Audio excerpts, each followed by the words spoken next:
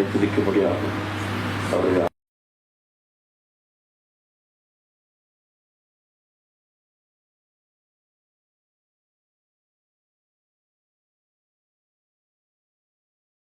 தேவன மத்தியில் இடைபெற முடியாது.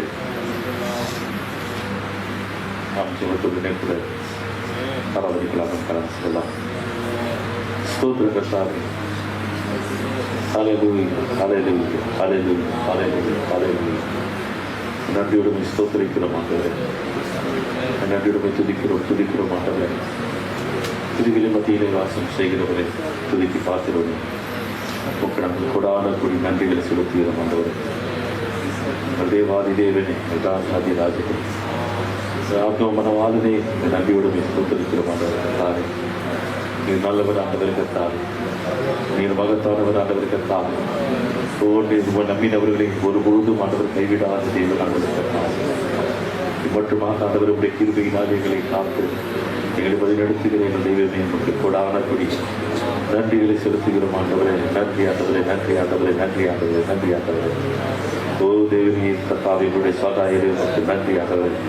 எங்களுடைய தஞ்சமே, எங்களுடைய அடைக்கலமே, எங்களுடைய புகழிடமே, எங்களுடைய அருணும், எங்களுடைய கோட்டையும் ஆண்டவரே, இந்த நடிவுடன் ஸ்தோத்திரிக்கிறோம் ஆண்டவரே.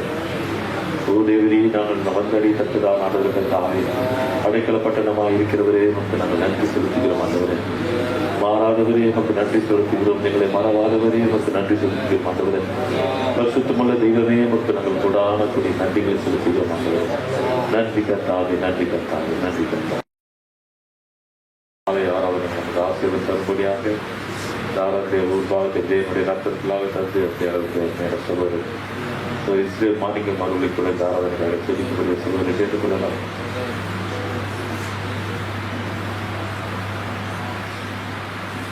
ஸ்தோத்திரம் ஆண்டவரே, ஸ்தோத்திரம் கர்த்தாவே. மகா இறக்கவும் கிருபை நிறைந்த தேவனாகிய கர்த்தாவே, அருமையான நல்ல மாலை வேலைக்கான கொடான பொருள் கர்த்தாவே. ஆண்டவரே, இந்த மாலை வேலையில் கூட கர்த்தாவே, எங்களுக்கு கிருபை அளிக்கிறீர் கர்த்தாவே. சமூகத்துக்கு கொண்டு ஒரு வார்த்தை கேட்க முடியாது கர்த்தாவே. அதற்காக கொடான கோடி நன்றி செலுத்துகிறோம் கர்த்தாவே. ஆண்டவரே, இந்த மாலை வேலையில் கர்த்தாவே, மூடும் ஏவாளோடும் இடைப்பட்ட அதே தேவன் கர்த்தாவே, நேற்றும் இன்றும் என்றென்றும் மாறாத தேவனாக இருக்கிறீர் கர்த்தாவே. அன்று எப்படியாக ஒரு இடத்தில் இடைப்பட்டீரோ அதே போல கர்த்தா அந்த மாலை வேலை கர்த்தாவே எங்களோடு இடைப்படும்படியாக செபிக்கிறோம் கர்த்தாவே. இது எங்களோடு பேசுங்க ஆண்டவரே. தேவனே, எங்கள் தேவைகளை நீ சந்திப்பேன்னு சொல்லியிருக்கு கர்த்தாவே. நிச்சயமாக ஆவிக்குரிய தேவைகளை கர்த்தாவே நீ சந்திக்க முடியாக செபிக்கிறேன் தேவனே.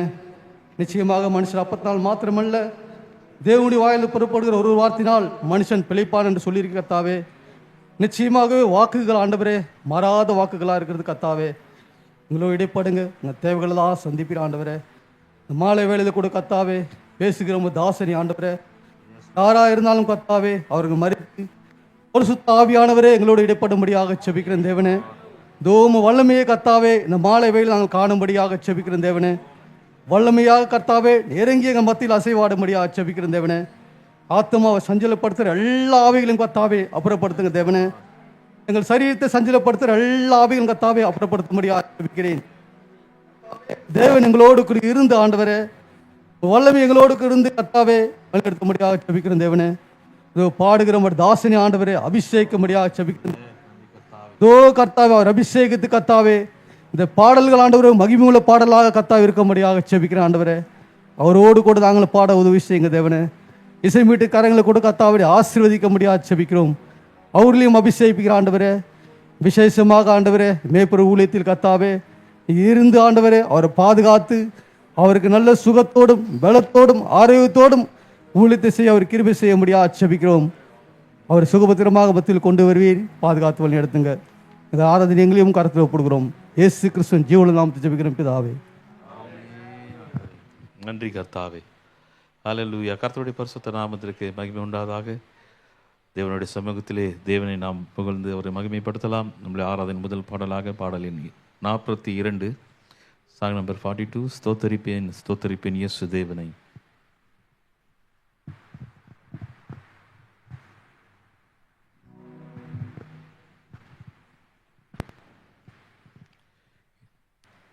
என் ஜீவனுள்ள நாட்கள் எல்லாம் ஸ்தோத்தரிப்பேனே.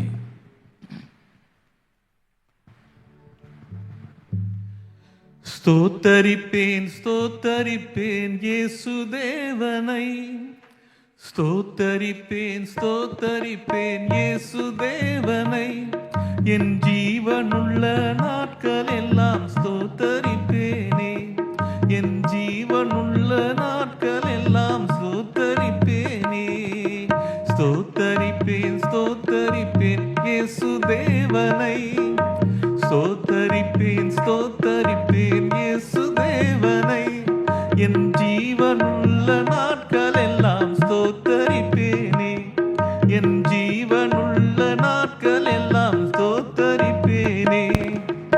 உதடுகளின் கனியாகிய ஸ்தோத்திர பலியை, உதடுகளின் கனியாகிய ஸ்தோத்திர பலியை இயேசுவின் நாமத்தினாலே செலுத்துகின்றேன் யான், இயேசுவின் நாமத்தினாலே செலுத்துகின்றேன் யான். ஸ்தோத்தரிப்பேன் ஸ்தோத்தரிப்பேன் இயேசு தேவனை, ஸ்தோத்தரிப்பேன் ஸ்தோத்தரிப்பேன் இயேசு தேவனை, என் ஜீவனுள்ள நாட்கள் எல்லாம் ஸ்தோத்தரிப்பேனே, என் ஜீவனுள்ள நாட்கள் எல்லாம் ஸ்தோத்தரிப்பேனே. பாவக்கரை நீங்க என்னை முற்றிலுமாக, பாவக்கரை நீங்க என்னை முற்றிலுமாக உம் சுத்தமுள்ள இரத்தத்திற்குள் தோய்த்ததினாலே, உம் சுத்தமுள்ள இரத்தத்திற்குள் தோய்த்ததினாலே. ஸ்தோத்தரிப்பேன் ஸ்தோத்தரிப்பேன் இயேசு தேவனை, ஸ்தோத்தரிப்பேன் ஸ்தோத்தரிப்பேன் இயேசு தேவனை, என் ஜீவனுள்ள நாட்கள் எல்லாம் ஸ்தோத்தரிப்பேனே, என் ஜீவனுள்ள நாட்கள் எல்லாம் ஸ்தோத்தரிப்பேனே. என்னுடைய காயங்களும் காயங்களாலே, என்னுடைய காயங்களும் காயங்களாலே என்றைக்குமாய் தீர்த்ததினால் ஸ்தோத்தரிப்பேன் யான், என்றைக்குமாய் தீர்த்ததினால் ஸ்தோத்தரிப்பேன் யான். ஸ்தோத்தரிப்பேன் ஸ்தோத்தரிப்பேன் இயேசு தேவனை, ஸ்தோத்தரிப்பேன் ஸ்தோத்தரிப்பேன் இயேசு தேவனை, என் ஜீவனுள்ள நாட்கள் எல்லாம் ஸ்தோத்தரிப்பேனே, என் ஜீவனுள்ள நாட்கள் எல்லாம் ஸ்தோத்தரிப்பேனே. ஆகாயத்து பட்சிகளை போஷிக்கும் தேவன், ஆகாயத்து பட்சிகளை போஷிக்கும் தேவன், தினமும் என்னை போஷிப்பதால் ஸ்தோத்தரிப்பேன் யான், தினமும் என்னை போஷிப்பதால் ஸ்தோத்தரிப்பேன் யான். ஸ்தோத்தரிப்பேன் ஸ்தோத்தரிப்பேன் இயேசு தேவனை, ஸ்தோத்தரிப்பேன் ஸ்தோத்தரிப்பேன் இயேசு தேவனை, என் ஜீவனுள்ள நாட்கள் எல்லாம் ஸ்தோத்தரிப்பேனே, என் ஜீவனுள்ள நாட்கள் எல்லாம் ஸ்தோத்தரிப்பேனே. நாளை தினம் உடைக்காய் என் சிந்தைகளை, நாளை தினம் உடைக்காய் என் சிந்தைகளை கவலையற்றதாக்கினதால் ஸ்தோத்தரிப்பேன் யான், கவலையற்றதாக்கினதால் ஸ்தோத்தரிப்பேன் யான். ஸ்தோத்தரிப்பேன் ஸ்தோத்தரிப்பேன் இயேசு தேவனை, ஸ்தோத்தரிப்பேன் ஸ்தோத்தரிப்பேன் இயேசு தேவனை, என் ஜீவனுள்ள நாட்கள் எல்லாம் ஸ்தோத்தரிப்பேன் யான், என் ஜீவனுள்ள நாட்கள் எல்லாம் ஸ்தோத்தரிப்பேனே. சீக்கிரமாய் வந்திடுவேன் என்று உரைத்தோனே, சீக்கிரமாய் வந்திடுவேன் என்று உரைத்தோனே, சீக்கிரமாய் காண்பதினால் ஸ்தோத்தரிப்பேன் யான், சீக்கிரமாய் காண்பதினால் ஸ்தோத்தரிப்பேன் யான். ஸ்தோத்தரிப்பேன் ஸ்தோத்தரிப்பேன் இயேசு தேவனை, ஸ்தோத்தரிப்பேன் ஸ்தோத்தரிப்பேன் இயேசு தேவனை, என் ஜீவனுள்ள நாட்கள் எல்லாம் ஸ்தோத்தரிப்பேனே, என் ஜீவனுள்ள நாட்கள் எல்லாம் ஸ்தோத்தரிப்பேனே. பாடல் கூட சேர்ந்து பாடலாம். சொந்தம் என்று சொல்லிக்கொள்ள உம்மை விட யாரும் இல்லை.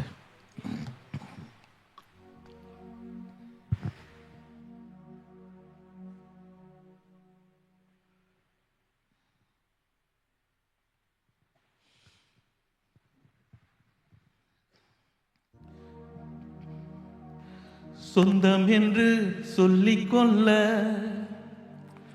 உம்மை விட யாரும் இல்லை. சொத்து என்று அள்ளிக்கொள்ள உம்மை விட்டா ஏதும் இல்லை. சொந்தம் என்று சொல்லிக்கொள்ள உம்மை விட யாரும் இல்லை. சொத்து என்று அள்ளிக்கொள்ள உம்மை விட்டா ஏதும் இல்லை. இயேசுவே இயேசுவே எனக்கெல்லாம் இயேசுவே இயேசுவே இயேசுவே எனக்கெல்லாம் இயேசுவே. சொந்தம் என்று சொல்லிக்கொள்ள உம்மை விட யாரும் இல்லை. சொத்து என்று அள்ளிக்கொள்ள உம்மை விட்டா ஏதும் இல்லை. உம் கிருபையினால் நான் பிழைத்துக் கொண்டேன். உம் பாசத்தினால் நான் திகைத்து போனேன். உம் கிருபையினால் நான் பிழைத்துக் கொண்டேன். உம் பாசத்தினால் நான் திகைத்து போனேன். நான் திகைத்து போனேன். நான் திகைத்து போனேன். இயேசுவே இயேசுவே எல்லாம் இயேசுவே இயேசுவே இயேசுவே எனக்கெல்லாம் இயேசுவே. சொந்தம் என்று சொல்லிக்கொள்ள உம்மை விட யாரும் இல்லை. சொத்து என்று அள்ளிக்கொள்ள உம்மை விட்டா ஏதும் இல்லை. உம் தழும்புகளா நான் குணமானேன். உம் வார்த்தையினா நான் பலனானேன். உம் தழும்புகளா நான் குணமானேன். உம் வார்த்தையினா நான் பலனானேன். நான் பலனானேன். நான் பலனானேன். இயேசுவே இயேசுவே எனக்கெல்லாம் இயேசுவே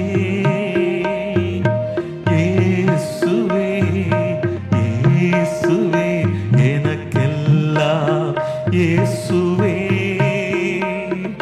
சொந்தம் என்று சொல்லிக்கொள்ள உம்மை விட யாரும் இல்லை. சொத்து என்று அள்ளிக்கொள்ள உம்மை விட்டா ஏதும் இல்லை. உம் நாமத்தினால் நான் மீட்கப்பட்டேன். உம் இரத்தத்தினால் நான் கழுவப்பட்டேன். உம் நாமத்தினால் நான் மீட்கப்பட்டேன். உம் இரத்தத்தினால் நான் கழுவப்பட்டேன். நான் கழுவப்பட்டேன். நான் கழுவப்பட்டேன்.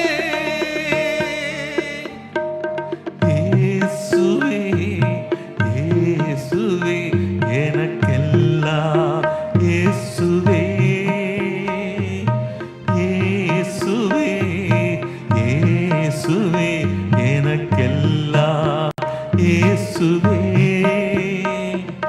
சொந்தம் என்று சொல்லிக்கொள்ள உம்மை விட யாரும் இல்லை. சொத்து என்று அள்ளிக்கொள்ள உம்மை விட்டா ஏதும் இல்லை. உம்மாவியினால் நான் பிறந்து விட்டேன். இந்த ஊழியத்திற்காய்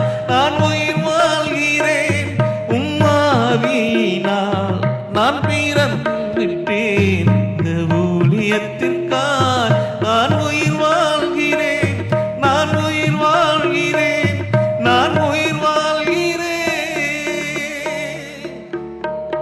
இயேசுவே இயேசுவே எனக்கெல்லாம் இயேசுவே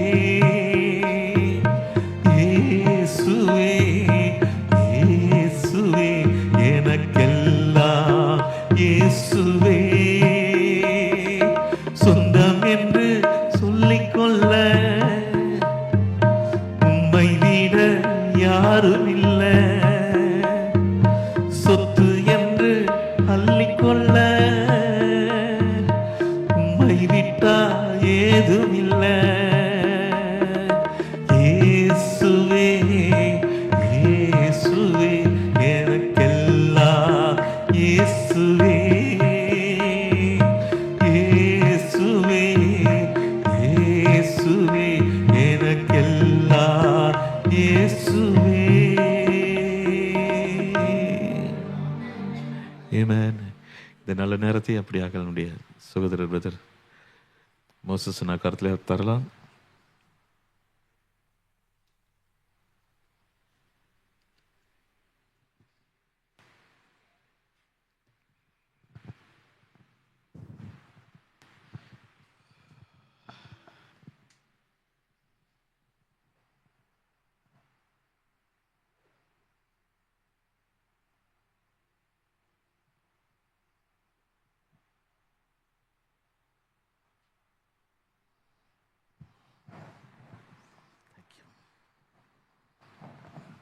ஹல்லேலூயா,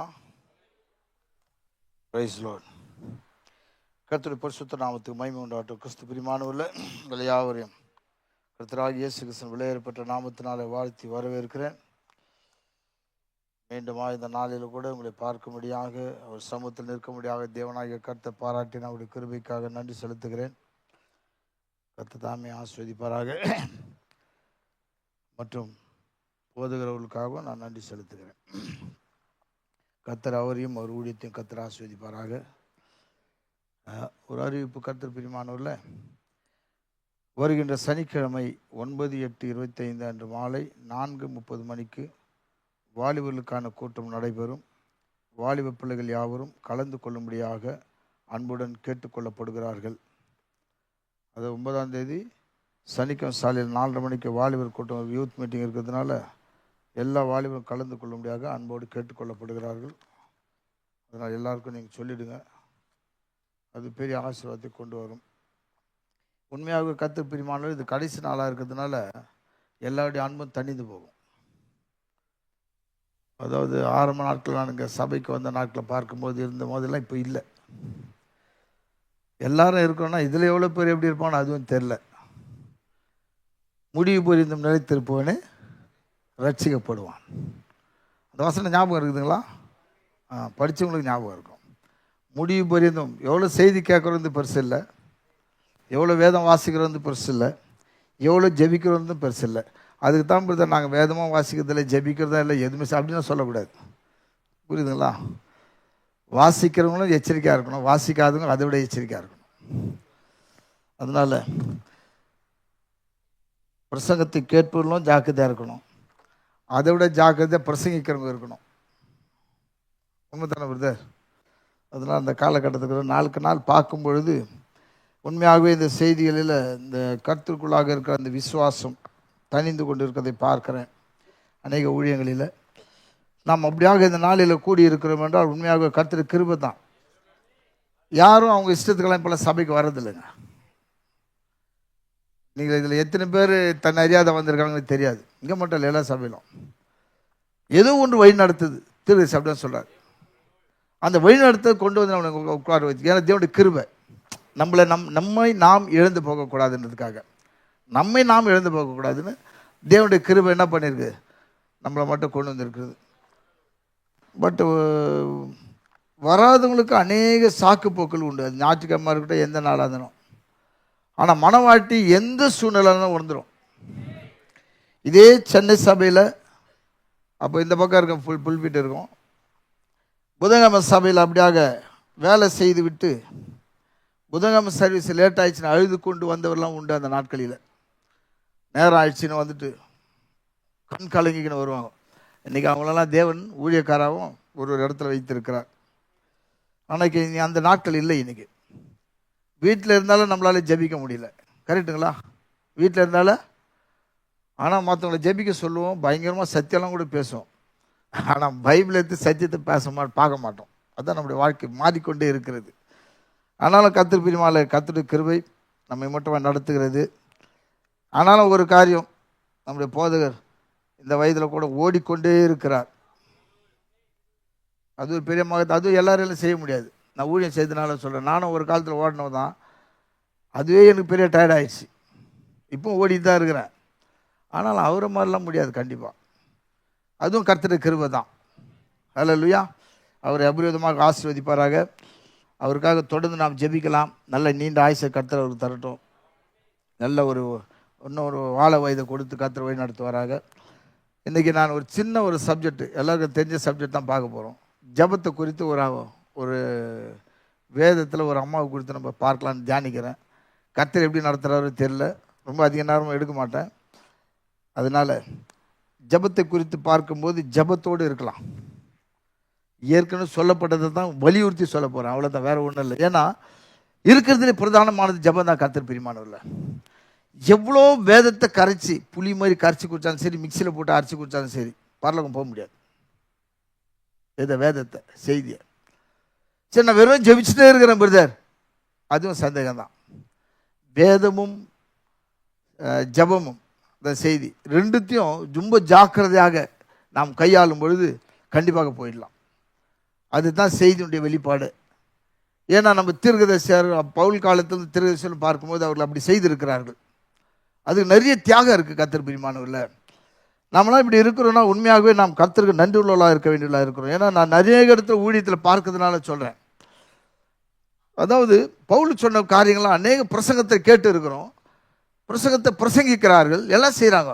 பவுல் ஒரு காரியம் சொல்லுவார், பின்னானவைகளை மறந்து முன்னானவைகளை நாடி லக்கை மாத்திரம் நோக்கி பார்க்கிறேன், வலது இடது பக்கம் பார்க்கக்கூடாது. இதெல்லாம் பேசுகிறோம், செய்கிறோம். ஆனால் அந்த மாதிரி நம்ம செய்கிறதில்லை. அப்படி செய்தால் அந்த லக்கை நோக்கி பார்த்து போகும்பொழுது உண்மையாகவே நம்ம அந்த கோல் என்ன பண்ணலாம், அந்த இடத்தை பிடிச்சிக்கலாம். அதான் மெயின். ஏன்னா உற்சாகத்தினால பேசலாம், உற்சாகத்தினால எது வேணாலும் செய்யலாம். அது ஆர்வ கோளாறில் போயிடும். பக்கத்தில் இருக்குன்னு சொல்கிறான், பாரு ரொம்ப ஆர்வ கோளாறாக இருக்கிறாரு, பின்னால் ஒரு நிலைமை என்னன்னு தெரியாதுன்றான் இல்லையா? எப்பவுமே சைலண்ட்டாக இருக்கிற கேஸெல்லாம் பெரிய காரியத்தை சாதிக்கும். கரெக்டுங்களா? ஏசு சைலண்ட்டாக உலகத்தின் இருந்தார், பெரிய பெரிய காரியம் சாதித்தார். உப்பு சைலண்ட்டாக இருக்குது, பெரிய காரியம் சாதிக்குது. கரெக்டா? எங்கெல்லாம் நீங்கள் சைலண்ட்டாக பார்க்குறீங்களோ அங்கெல்லாம் எந்த இடத்துல பகீரமாக பேசப்படுகிறதோ, பயங்கரமாக நான் தான் பெரிய ஆள் காட்டுறதோ, அதெல்லாம் வேலைக்கு ஆகாது இல்லைங்களா? அது இயற்கையாக எடுத்தாலும் சரி, செயற்கையாக எடுத்தாலும் சரி, எங்கே பார்த்தாலும் பிரதானமாக இருக்குது அந்த சர்க்கரை. புரியுதுங்களா? ரேஷன் கார்டில் கூட சர்க்கரை இல்லைன்றான். ஆனால் நம்ம ஆளுங்கிட்ட ஸ்டாக்காக இருக்கும். அந்த மாதிரி காலம் ஆகி போச்சு இது. கரெக்டுங்களா?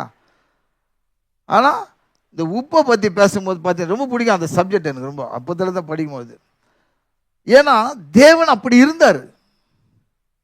இஸ்ரவேல் தேவனாகிய கர்த்தர் உண்மையாக உண்மை நீ மறைத்து கொண்டு இருக்கிற தேவனாக இருக்கிறீர். எந்த இடத்துல ஒருத்தர் மறைத்து கொண்டு இருக்கிறார்களோ அந்த இடத்துல காரியம் வெளிப்படும். இயேசு மறைந்திருந்தது போல, இயேசு எப்படி பிதாவான ஒன்றாக இருக்குன்னு சொல்லிட்டு அவர் மறைந்து ஜீவிச்சிட்டார். அடுத்த காலகட்டத்தில் மனவாட்டி அந்த ஸ்தானத்துக்கு வராங்க. மனவாட்டி கூட மறைந்து தான் ஜீவிக்கணும். எப்படின்னா மனவாட்டிக்குள்ளாக கிறிஸ்து, கிறிஸ்துக்குள்ளாக மனவாட்டி. நீங்கள் என்னிலேன்னு வார்த்தை உங்களிலும். நீங்கள் நம்ம அநேகர் சபைக்கு வர்றதுக்கே ரொம்ப கஷ்டப்பட்டு வரோம் இல்லைங்களா? அது எதை குறிக்கிறதுன்னு திரும்ப சொல்கிறார். நம்மளுக்குள்ளாக இருக்கிற அந்த வேதத்துடைய சாராம்சம், அந்த பரிசுத்தாவினுடைய காரியங்கள், தேவனுடைய இருக்க ஐக்கியம் அது வெளிப்படுத்துகிறது. ஒரு மனுஷன் உண்மையாகவே தேவனுக்குள்ளாக ரொம்ப ஐக்கியமாக போயிட்டா எல்லாத்தையும் ஜெயிச்சிடலாம். நான் அதை வாசிக்கிறேன். அப்புறம் வாசிக்கிறேன் ஒரு தடவை சொல்கிறேன், நான் வாசிக்காமே போயிட்டேன். நானே கவனிக்கிறேன் அதை. ஆனால் இந்த தடவை சில காரியம் பார்ப்போம். ஆகவே கர்த்தர் தாமே உங்களை ஆசீர்வதிப்பாராக. தொடர்ந்து எனக்காக ஜெபிங்க.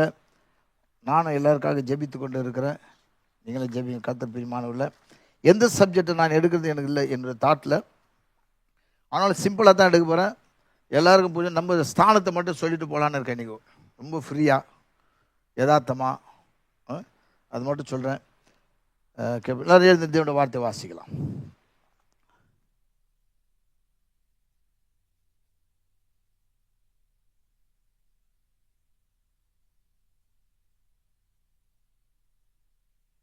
சோதரம்.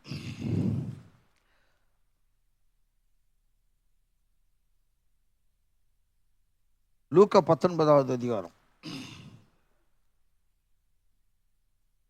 அவர் எரிகோவில் பிரவேசித்து அதன் வழியாக நடந்து போகையில் ஆயக்காரருக்கு தலைவனும் ஐஸ்வர்யவானுமாயிருந்த சகேயு எனப்பட்ட ஒரு மனுஷன் இயேசு எப்படிப்பட்டவரோ என்று அவரை பார்க்க வகை தேடினான்.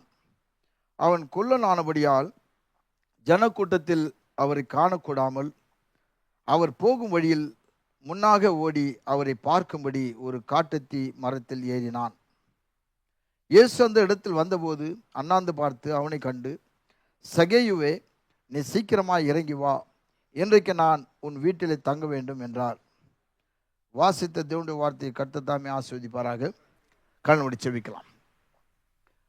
மகா இரக்கமும் கிருபையும் உள்ள நல்ல ஆண்டவரே, இந்த அருமையான ஆசீர்வதிக்கப்பட்ட மனமகிழ்ச்சியான வேலைக்காக நன்றி செலுத்துகிறோம். நீர் பூமியில் இருந்த நாட்களில் கர்த்தாவே சகேயு என்ற ஒரு மனுஷனை சந்தித்தீர். அதே தேவனாகிய கர்த்தர் எங்களையும் சந்தித்தீர் ஆண்டவரே. இதற்காக நன்றி செலுத்துகிறோம். இந்த நாளினுடைய செய்தியை நீர் ஆசீர்வதியும். எங்கள் தியானங்கள் இனிதாக இருக்கட்டும். இந்த லைவில் பார்க்கலாக இருக்கட்டும். நாங்கள் யாராக இருந்தாலும் இந்த வார்த்தையின் வல்லமைகள் எங்களுக்குள்ளாக பிரவேசித்து சற்று எங்களுக்கு கொஞ்சம் நெருங்கும் இடத்தில் ஜீவிக்க உதவி செய்யும் ஆண்டவரே. நாங்கள் நிற்கிறோம் என்று வீணாய் போகாதபடிக்கு நாங்கள் எச்சரிக்கையாக உதவி செய்யும். அநேக வார்த்தைகளை நாங்கள் பேசலாம், அநேக காரியங்களை தியானிக்கலாம், வேதத்தில் எல்லா செய்திகளெல்லாம் தியானிக்கலாம். ஆனால் ஆண்டவரே, நீர் வாஞ்சிக்கிற நினைக்கிற உங்களுடைய சித்தத்தை செய்யாமல் ஒன்று செய்ய முடியாது. ஆகவே உங்களுடைய சித்தத்தின் மையத்தில் எங்களை வைப்பீராக. வந்திருக்கிறவர்கள் ஆண்டவரே ஒரு காரியங்களை பெற்றுக்கொள்ளட்டும். ஆண்டவரே, கேட்கிறவர்கள் ஒரு காரியத்தை பெற்றுக்கொள்ளட்டும். ஆண்டவரே, உடைய கிருபைகளை சூழ்ந்து கொள்வதாக திருதசி பர்ணாமுக்குள்ள இருந்த அதே ஆவியானவர் தாமே எங்களுள்ளாக இருந்து எங்களை ஆண்டு கொள்ளும். ஆண்டவரே, உடைய பிரச்சனைகள் மத்தியில் இருப்பதாக அடிமையை விலக்கி நீர் மையப்படும். எல்லா கனமகிமையும் உமக்கே செலுத்துகிறேன். இயேசு கிறிஸ்து நாமத்தில் ஜெபிக்கிறேன். ஆமென்.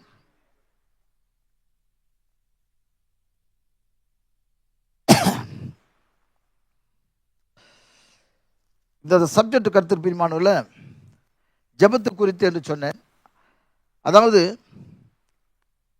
இந்த சகேயு இயேசு எப்படிப்பட்டவரோ என்று அவரை பார்க்க வகை தேடினான். இது ஒரு டாபிக். அடுத்து, சகேயுவே சீக்கிரமாய் இறங்கி வா, இன்றைக்கு நான் உன் வீட்டிலே தங்க வேண்டும். இதுவும் எடுத்துக்கலாம். நீ நம்ம வீட்டில் தேவன் தங்கும்படியாக கூட இந்த காரியத்தை பேசுகிறார் என்று எடுத்துக்கொள்ளலாம். கரெக்டுங்களா? அநேகர் வீட்டில் தேவன் தங்கியிருப்பார், சந்தேகம் இல்லை. அநேகர் வீட்டில் தேவன் தங்காத அடிக்க விரட்டு அடிக்க விட்டு இருப்பார். அதுவும் இருக்கும் காரியங்கள். அதனால் நாம் அப்படியாக கூட எடுத்துக்கொள்ளலாம். இழந்து போனதை தேடவும் ரட்சிக்குமே மனுஷகுமாரும் வந்திருக்கிறார்.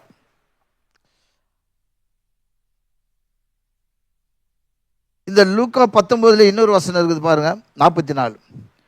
உன்னையும் உன்னில் உள்ள உன் பிள்ளைகளையும் தரையாக்கி போட்டு உன்னிடத்தில் ஒரு கல்லின் மேல் ஒரு கல் இராதபடிக்கு செய்யும் நாட்கள் உனக்கு வரும். இதில் ஒரு காரியம் இருக்குது. இதுலையும் அதாவது ரெண்டுத்தையும் எப்படி தெரியல, இதே செய்தியில் தான் அது கொஞ்சம் டச் பண்ணுறார் திருதசி.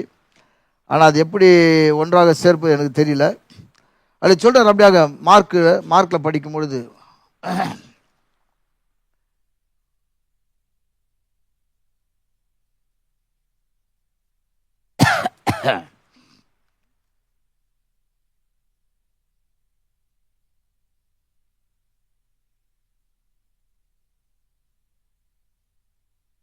பதிமூணாவது அதிகாரம் 1-2.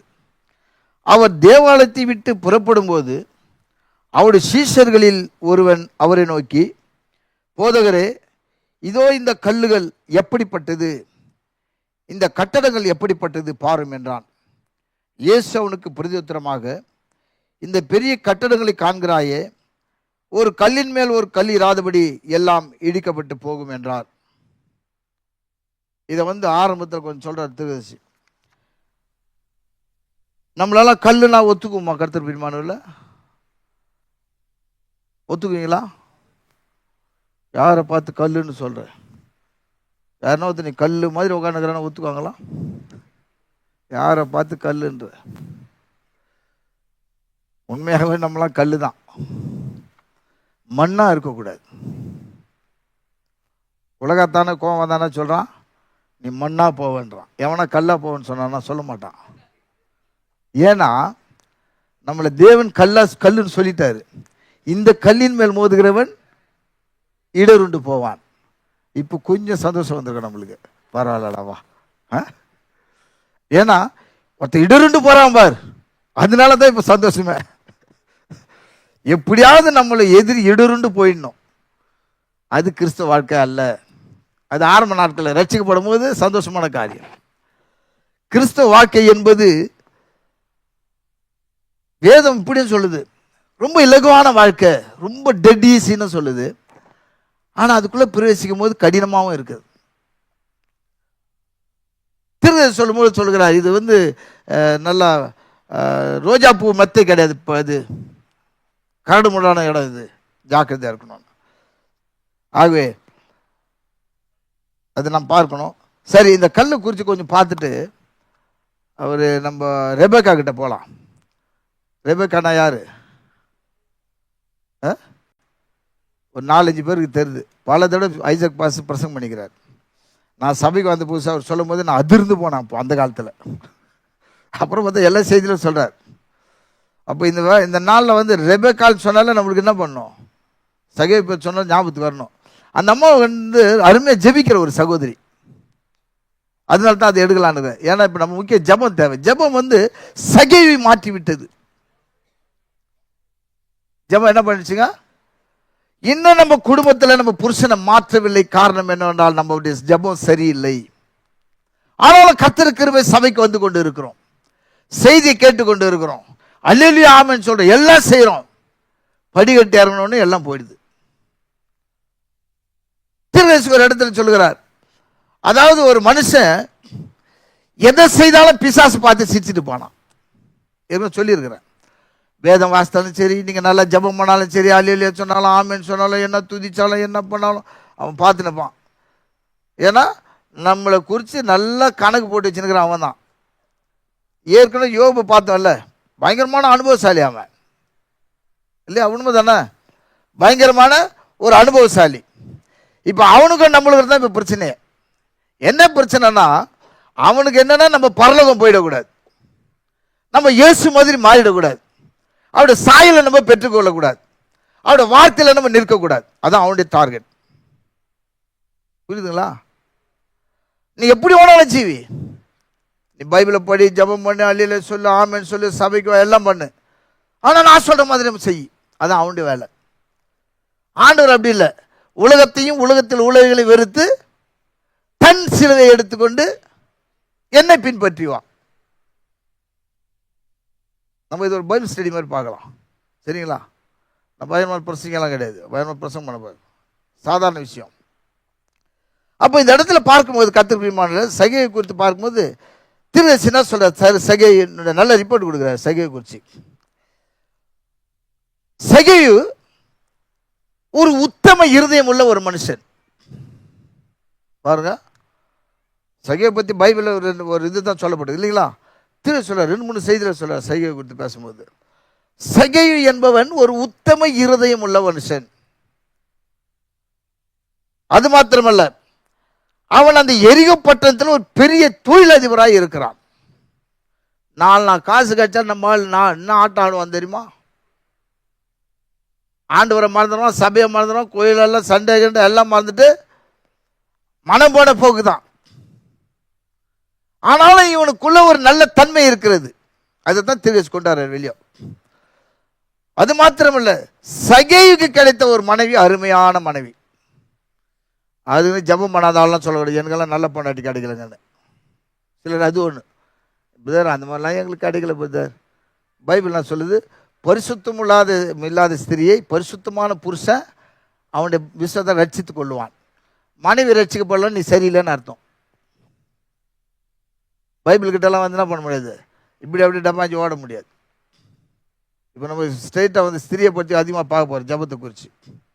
புரியுதுங்களா? என்ன சொல்கிறார் அருமையா, அவன் ஒரு மிகப்பெரிய ஒரு பணக்காரனாக இருக்கிறான். அதாவது உணவகம் போன்ற சொந்தமாக ஒரு காரியம் வைத்திருக்கிறான். அவன் இருக்கிற மிகப்பெரிய செல்வந்தன். ஆனால் அவனை குறித்து இன்னொரு ரிப்போர்ட் சொல்றார் திருவேசி, அவன் பணக்காரனாக ஆக வேண்டும் என்பதற்காக தவறான வழியில் எதையும் அவன் செய்யவில்லை, அவன் நேர்மையாகவே இருந்தான். கேக்குறீங்களா?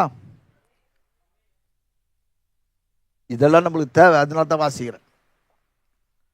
இது ரொம்ப எளிமையா இருக்கும், சாதாரணமான பேச்சு வாழ்க்கையில் தான் இருக்கும். ஆனால் இதை குறித்து தீர்க்கதரிசி பேசுகிறார் என்றால், இப்போ ஏதோ ஒரு காரியம் பாருங்க, கிறிஸ்துவ வழியில் நடப்பதற்கு இதெல்லாம் அடித்தளங்கள். புரியுதுங்களா? அதாவது பேஸ்மெண்ட்டில் வைக்கிற பற்றி கல் வைப்பாங்க இல்லைங்களா, அந்த கல் குறித்து அவனை பேச மாட்டான். பேசுவாங்களாங்க? இல்லை நீங்களாம் பேசியிருக்கிறீங்களா? இன்னைக்கு வீடு கட்டியிருப்பீங்க, எவ்வளோ பெரிய பங்களா கட்டா சரி, வந்து பார்த்துணும், அடாடாடாப்பா நீ வச்ச பிறகு அடியில் ஃபர்ஸ்ட் வச்சு தெரியுமா, முதல் கல் வச்சு, அதுலேருந்து அது பேஸ் போட சூப்பர் கல் வச்சுக்கிறையா நீ, எவனை சொல்லுவானா? அதை பற்றி நினைக்கவும் மாட்டான். எங்கே பெயிண்ட் மேலோட்டமாக பார்த்து பேசி விட்டுருவான். ஆனால் இங்கே சொல்லுகிறார், நல்ல கவனிங்க, எதுவாக இருந்தாலும் சரி, முதல்ல எதை செய்கிறோமோ அது ஸ்ட்ராங்காக இல்லைன்னா பில்டிங் நல்லா இருக்காது.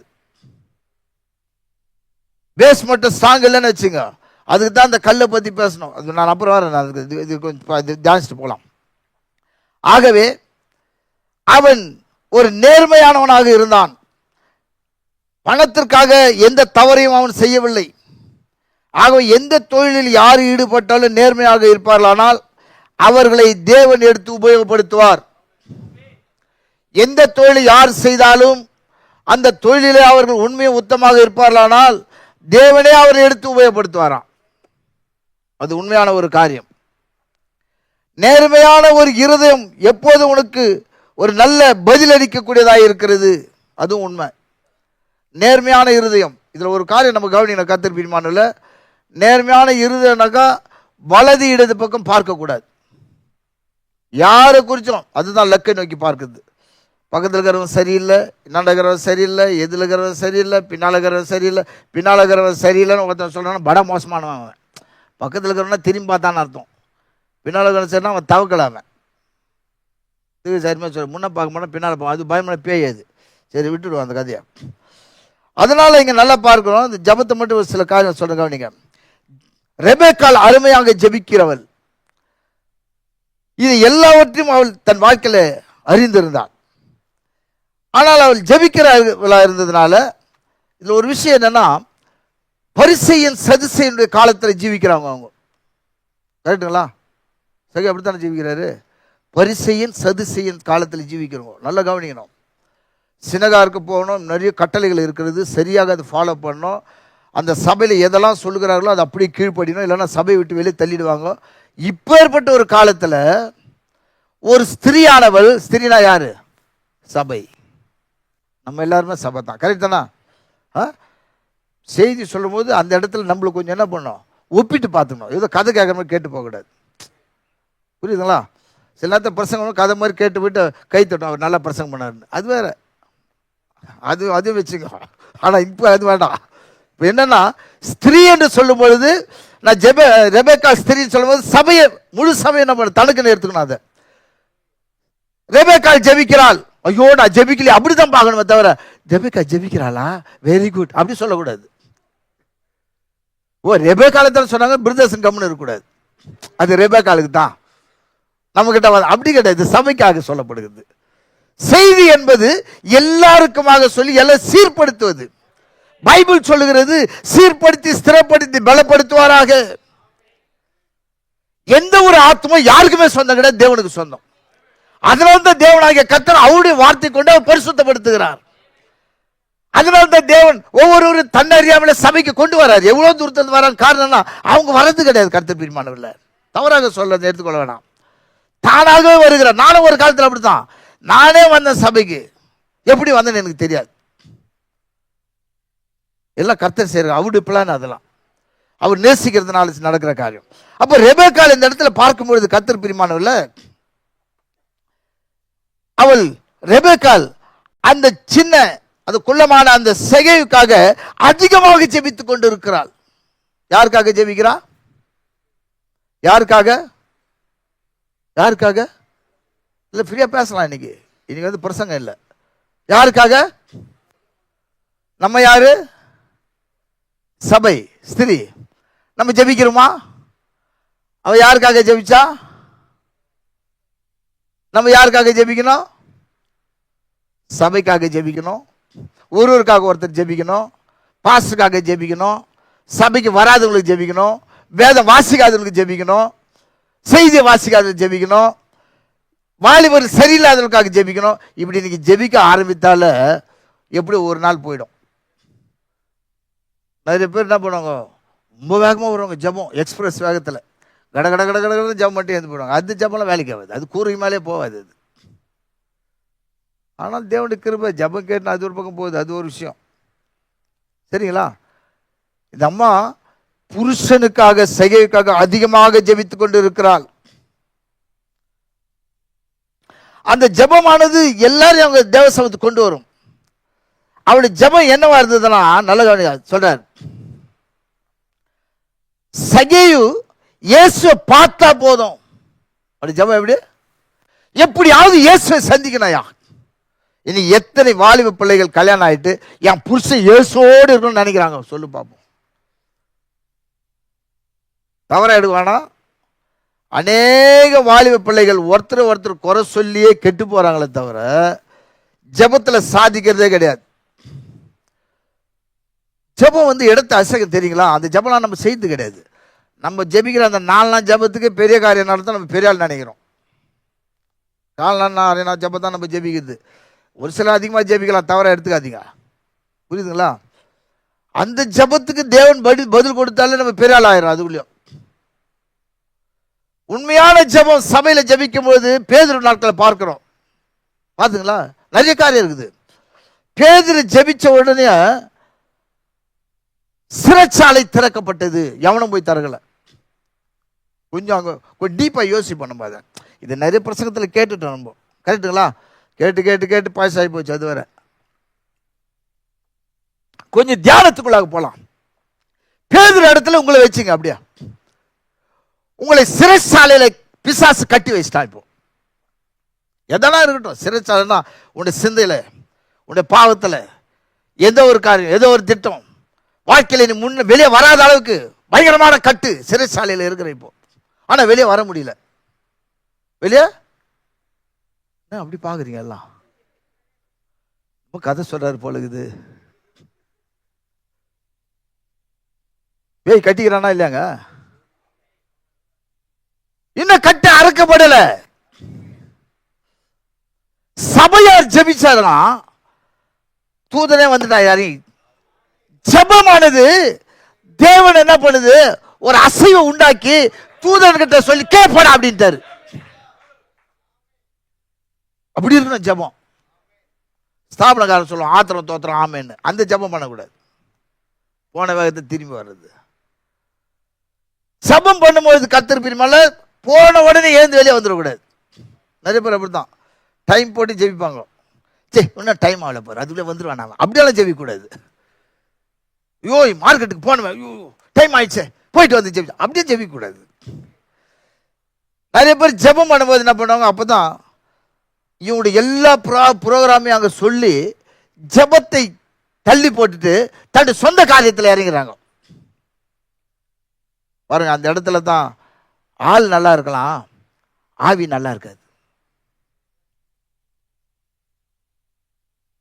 தேவனுடைய சமூகத்தில் உட்காருவதற்கு நீங்க எல்லாவற்றையும் தள்ளி போல, அதான் சொல்றாரு, பின்னானவைகளை மறந்து எல்லாவற்றையும் தள்ளி ஜெபத்துக்கு நேரா நீங்க போய் பாருங்க. சின்சியரா நீங்க கரெக்டா ஒரு 3 மணி நேரம் ஜெபிச்சு பாருங்க. அன்னைக்கு நடக்கிற விஷயமே வேற தான். என் வாழ்க்கையில் நான் அனுபவிச்சதை பாதி பேசுறேன். ஆனால் அந்த காலத்தில் ஊழியம் செய்யறதுக்கு முன்னாடி ஜெபத்தில் தான் இருப்பேன். பாபுக்கு தெரியும் சில காரியம்லாம், பாபுக்கும் பிரசன்னத்துக்கும். நான் சொல்ல ஆரம்ப நாட்களில் சொல்கிறேன். அவங்களாம் வாலிபர்களாக இருந்தாங்க, இப்போ அப்படி தாங்கிறாங்க. அவங்க காலத்தில் அந்த நாட்களில் வரும் எந்த நேரம் ஜெபத்தில் தான் இருப்பேன் நான் எப்பவுமே.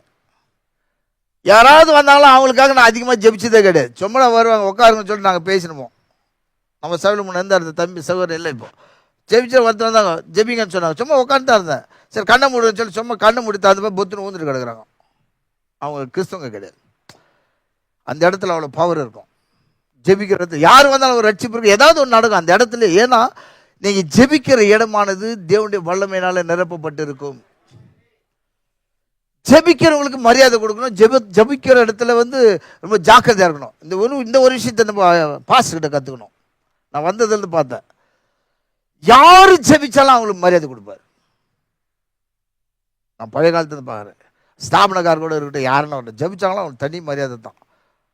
ஜெபிக்கிறதுக்கு மரியாதை கொடுப்பார். அது வேதத்தில் இருக்குது. அது யாருன்னா இருக்கட்டும். ஏன்னா இயேசு அப்படித்தானே மரியாதை கொடு. பேய் ஜெபிச்சாலும் ஆண்டவர் மரியாதை கொடுக்குறாரு. நீ பேய் தான் போ அப்படின்னு சொல்ல அவரு. அதுக்கு என்னப்பா அவன் பேச்சும் கேட்குறாரு ஆண்டவர். அது கேட்கறதுனால அவனுக்கு பரலவம் கிடையாது, அது வேற விஷயம். புரியுதுங்களா? அதனால ஜெபம் பண்ணும்போது கற்றுக்கணும். எவ்வளோ நேரம் நம்ம அதிகமாக ஜெபிக்கிற கணக்கு கிடையாது. நம்ம எவ்வளோ நேரம் ஜெபிச்சாலும் அந்த ஜெபத்தில் இயேசுவோடு நம்ம இணைந்து இருக்கிறோமா, அதுதான் காரியம். பிரசனை தொட்டுதான் உண்மையாக அந்த பிரசனை தொட்டா அந்த ஜீவன் வேற மாதிரி இருக்கும், பேச்சு வேற மாதிரி இருக்கும். அனுபவத்தை சொல்றேன். யாரெல்லாம் பார்க்கும்போது சிந்தை வேற மாதிரி இருக்கும்.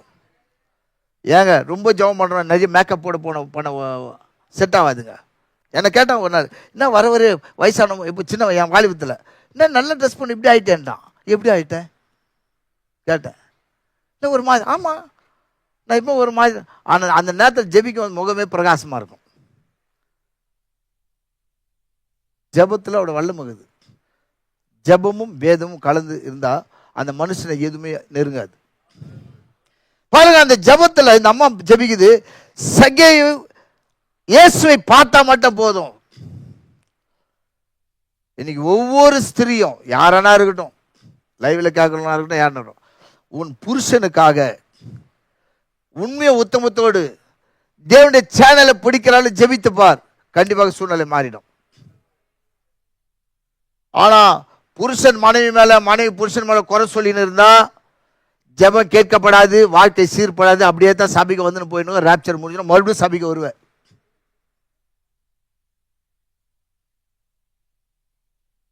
அப்புறம் என்ன பண்ண, ஓட்டு போட்டு உங்களை யாருன்னா ஒருத்தர் பாச தேர்ந்தெடுக்க வேண்டியதுதான். புரியுதுன்னு நினைக்கிறேன்.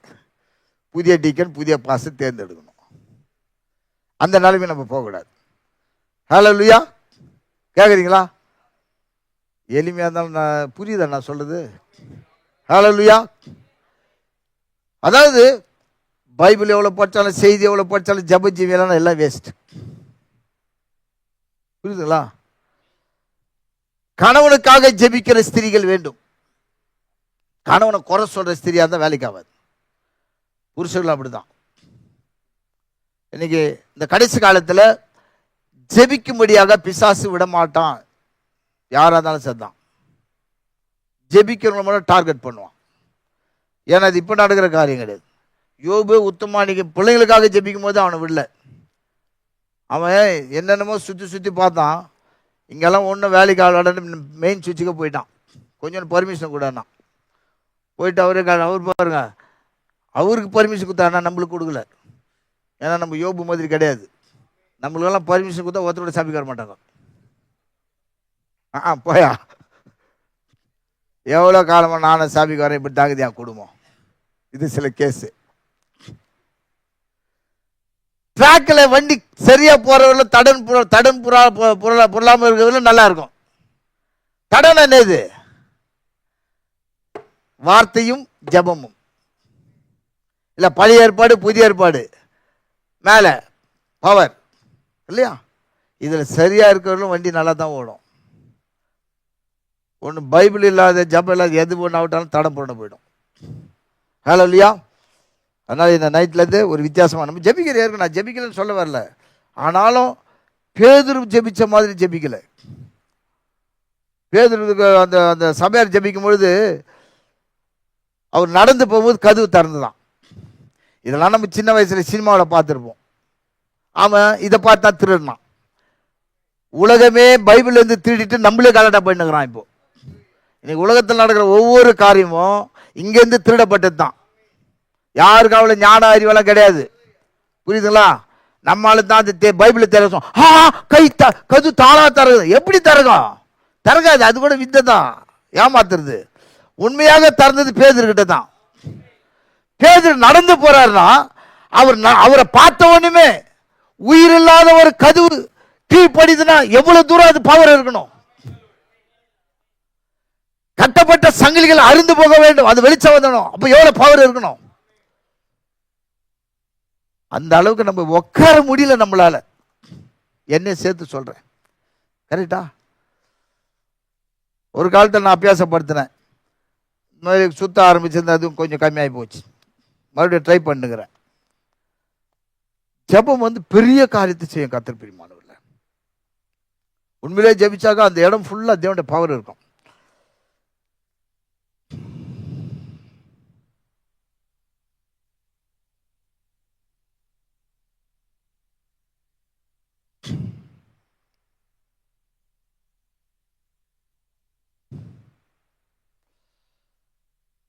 எந்த ஒரு சூழ்நிலையும் ஒரே ஒரு காரியத்தினால் தான் நம்மால் மாற்ற முடியும். திரு சொல்றது அப்படியே நான் படிக்கிறேன். எந்த ஒரு சூழ்நிலையானா இருக்கட்டும், எனக்கு இப்படி இருக்கு, அப்படி இருக்கு, இப்படி இருக்கு சிஸ்டர், எதனா இருக்கட்டும், எந்த ஒரு சூழ்நிலையும் ஒரே ஒரு காரியத்தில் மாற்ற முடியும். அதுதான் ஜெபம். ஜெபம் காரியங்களை மாற்றுகிறது. எஸ்தர் வாழ்க்கையில் நடந்தது. நீங்கள் ஜெபிக்கும் போது ஏதோ ஒன்றை செய்கிறது. நீங்க ஜெபிக்கும் போது சின்சியர் பிரேயர் பத்தி சொல்றாரு. ஏதோ ஒன்று உங்களுக்குள்ள செய்யுது, அது உங்களுக்கே தெரியும். சாதாரண ஜெபிச்சா தெரியாது. அது ஜெபிக்கிறோம், சும்மா இருக்க மாட்டான். ஜெபிக்கும் போது ஆட்டோமேட்டிக் வேதம் வாசிக்கணும், செய்தி கேட்கணும், தேவனுக்கு எண்ணமே வரும். அதிகமாக ஜெபிக்கும் போது ஜெபம் குறைவா இருந்தால் ஜெபிப்போம், ஏதோ கடமைக்காக ஜெபிச்சுட்டு அதிகமான உலக காரில் இருப்போம். ஆகவே ரெபெக்காள் அவள் ஜெபித்துக் கொண்டே இருக்கிறாள். தேவன் அந்த ஜெபத்தை கேட்டார். சகேயு பயங்கரமா வேலை செய்து கொண்டு இருக்கிறான், களைப்பாக வருகிறான். இறுதியாக அவன் ரெபெக்கா பக்கம் திரும்பி கனி ரொம்ப பொலைட்டா கேட்கிறான், நன்றி ஆண்டவரே,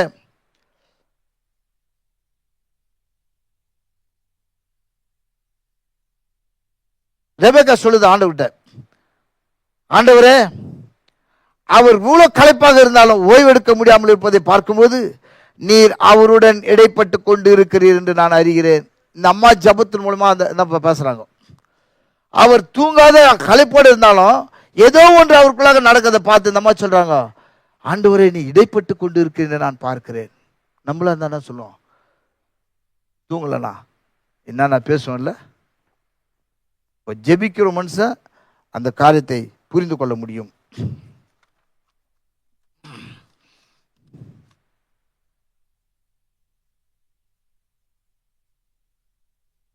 நீங்கள் உங்களுடைய இருதயங்களிலே இயேசு கிறிஸ்துவை காண வேண்டும் என்று நீங்கள் தீர்மானித்தால் நீங்கள் ஒருபோதும் தோற்று போவதே கிடையாது. இயேசுவை பார்க்க வேண்டும் என்ற ஒரு தீர்மானம் சும்மா மனசுல நினைக்கிறது கிடையாது, தீர்மானம். அதாவது நகோமி, ரூத்து, ஓர்பால் 3 பேருடைய தீர்மானத்தை அங்கே பார்க்கிறோம் இல்லையா? சரியான தீர்மானம் சரியான காரியத்தை வாய்க்க செய்யும். உங்களுடைய இருதயத்தில் இயேசுவை பார்க்க வேண்டும் என்று நீங்கள் தீர்மானித்திருந்தால் அது ஒருபோதும் தோற்று போவதே கிடையாது. தட்ஸ் ரைட் அப்படின்றார். அப்போ நம்ம சரியாக தீர்மானம் செய்வதில்லை. அது மாத்திரமல்ல, இயேசு கிறிஸ்துவை அந்த நாட்களில் அநேகர் அழைத்தார்கள், தங்கள் வீடுகளுக்கு போய் சாப்பிட்டு இருந்தார். சாப்பிடும்போது சொல்றான், அவர் போய் எல்லாரும் கூட உட்காந்து சாப்பிட்றாரு, பாவிகளோட அவங்க கூட இவங்க சொல்றாங்களா இல்லையா? சொல்றாரு. அதுக்கு என்ன சொல்றாரு? அவருடன் சாப்பிடுவதற்காக அவர்கள் அழைத்திருந்தார்கள். இயேசு தன்னை எங்கு அழைக்கப்படுகிறார்களோ அங்கு போகிறார். எங்க இயேசுவை கூப்பிடுகிறார்களோ அங்கதான் இயேசு போவார். புரியுதுங்களா? இயேசு போகிறத விடுதலை இருக்கும். கிறிஸ்தவனா இருக்கலாம், வேதத்தை வாசிக்கலாம், ஜெபத்தில் கூட இருக்கலாம், எல்லாமே செய்யலாம், ஆனா அங்க இயேசு இருக்க மாட்டார். சொல்றார், ஒருத்தர் தொடர்ந்து பரிசுத்தாவி பெற்று இழுக்கப்பட்டதுக்கு போயிடறான். ஏன்? இயேசு இல்லாதனால. கரெக்டுங்களா? தொடர்ந்து பரிசுத்தாவி பெற்றும் இழுக்கப்பட்ட இடத்துக்கு போறான். ஏன்னா கடைசி நேரத்தில் இயேசு விட்டுட்டான். கடந்த முறை வரும்போது பார்த்தோம், சிலுவையில் 2 பேர் இருந்தான். கடைசி நேரத்தில் ஒருத்தர் பிரசங்கி ஆகிட்டான், ஒருத்தர் என்ன பண்ணிட்டான், இழக்கப்பட்ட இடத்துல போயிட்டான். காரணம் என்ன? கடைசி நேரத்தில் தேவனை பிடிச்சிக்கலாம், சரியாக புரிந்து கொண்டான், நல்ல வெளிப்பாடு அவனுக்கு, தேவனோடு போயிட்டான். அதே மாதிரி இயேசு தன்னை எங்க அழைக்கிறார்களோ அந்த இடத்துக்கு தான் அவர் போகிறார். நீங்களும் அவரை அழைக்க வேண்டும். அவர் ஒரு நாளும் யாரையும் நிர்பந்தப்படுத்தினது கிடையாது. என்னை நீங்க கூப்பிடுங்க நான் வரேன், அது சொல்ல மாட்டார். நீங்க முழு மனதோடு முழு இருதயத்தோடு இயேசுவை, இன்னொரு காரியம் சொல்ல திருச்சி, உங்களுடைய கிரியினாலே தான் இயேசு அழைக்க முடியும். கிரியைகள் சரியில்லை என்றால் இயேசு அங்கிருந்து போயிடுவார். பரிசுத்தாவி என்ன பண்ணுவாரு கேக்குறீங்களா? நம்முடைய தன்மைகள், நம்முடைய கிரியைகள் சரியாக இல்லை என்றால், கிரியனா வெறும் பைபிள் எடுக்க மட்டும் நல்லா உத்தம பரிசுத்தமா சோத்திரம் ஆண்டவர் அப்படி போயிட்டு அழகா ஸ்டைலா பைபிள் போய் ஸ்டைலா ஜெபம், அப்படி கிடையாது கிரியை. புருஷனிடம் பேசும்பொழுது, பிள்ளைகள் பெற்ற இடத்துல பேசும்பொழுது, ஒரு இடத்துல ஒருத்தர் பேசும்பொழுது, இயேசு எப்படி பேசினார் பூமியில் இருக்கும்பொழுது, சரிங்களா? ஒன்றும் இல்லை, மோசை எடுத்துக்கோ, மோசை தான் அடிக்கடி, மோச ஆபிரகாம் தான் நம்மளுக்கு. மோசே ஆரம்ப நாட்கள் அவனுடைய தன்மைகளும் தேவனுக்குள்ளாக வந்த பிறகு இருந்த கிறிஸ்துவை பெற்ற பிறகு இருந்த தன்மை வேற. டோட்டல் சேஞ்ச் ஆகி போச்சான் வாழ்க்கை, டோட்டலான ஒரு மாற்றம். பாருங்க, மோசே தன்னுடைய கிரியினாலும் தன்னுடைய தேவனோட நெருங்கின ஜபத்தில், அவனுடைய அம்மா நல்லா ஜெபிக்கிற அம்மா, அவங்க அம்மா, அதனால அவருக்கு நல்ல அந்த ஜப ஜீவியம், வார்த்தைக்கு கீழ்ப்படுது, கிறிஸ்துக்குள்ளாகிறது, கிறிஸ்து தனக்குள்ளாக கொண்டு வந்துட்டார். பெரிய காரியம் அது. கிறிஸ்து அவருக்குள்ள இருந்தால் வேதம் திட்டமா சொல்லுது, பயங்கரமா சொல்லப்படுகிறது வேதத்தில், மோசைக்குள்ளாக கிறிஸ்து. அதனால தான் தேவனாகிய கர்த்தரை மோசையால மோசையை தாண்டி போக முடியல அவரால். ஏன்னா அங்கே உள்ள கிறிஸ்து இருக்கிறார். அப்ப எவ்வளவு தூரம் அவர் இருந்திருப்பார். அப்ப இதெல்லாம் நம்மளுக்கு திஷ்டாதகமாக வைத்திருக்கிறாங்க கர்த்தர் பிரியமானவர்களே. நாமும் அந்த இடத்துல வந்து நிற்க வேண்டும். இன்னும் சொல்ல போனால் வேதத்தில் சொல்வது அவைகள் எல்லாம் நிழலாட்டமாய் காணப்படுகிறது. அது நிழலாம், அது மோசைக்குள்ள இருந்து கிறிஸ்து நிழல். அப்ப நிஜம் யார்? நிஜம் யாருங்க நிஜம்? நான் தான் நிஜம்னு சொல்றதுக்கு ஒரு தைரியம் வேணும். நான் தான் நிஜம்னு சொல்றதுக்கு அதுக்கு ஒரு தைரியம் வேணும்ல. வல்லமையா பிரசங்கம் பண்ண கூட நான் தான் நிஜம்னு சொல்ல முடியாது. அவங்ககிட்ட போய் கேட்டு பார்க்கணும். ஆனா எங்கேயோ மறைந்திருக்கிற ஒரு ஆள், கிறிஸ்துக்குள்ளாக இருக்கிற ஒருத்தர் பார்த்தீங்கன்னா நிஜமாக இருப்பார்கள். எப்பவுமே நிஜம் என்ன பண்ணாது, வெளியே பார்க்கவும் முடியாது. சரி, ஆகவே நீங்கள் அழைக்காவிட்டால் கிறிஸ்து உள்ளே வரமாட்டார்.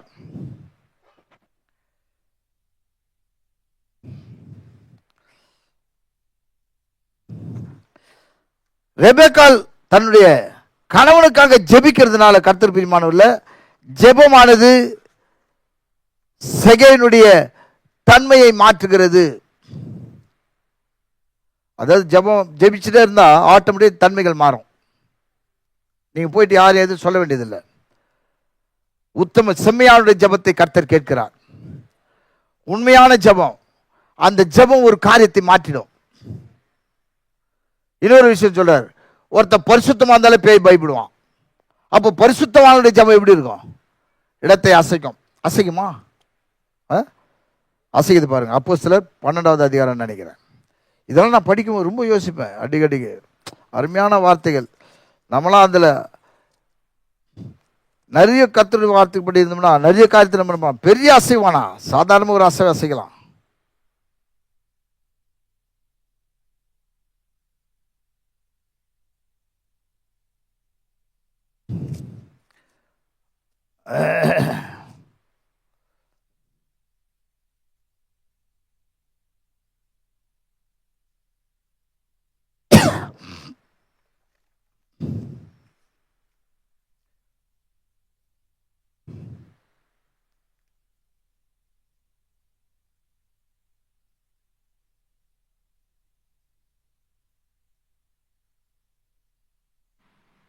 பதினாறுன்னு நினைக்கிறேன்.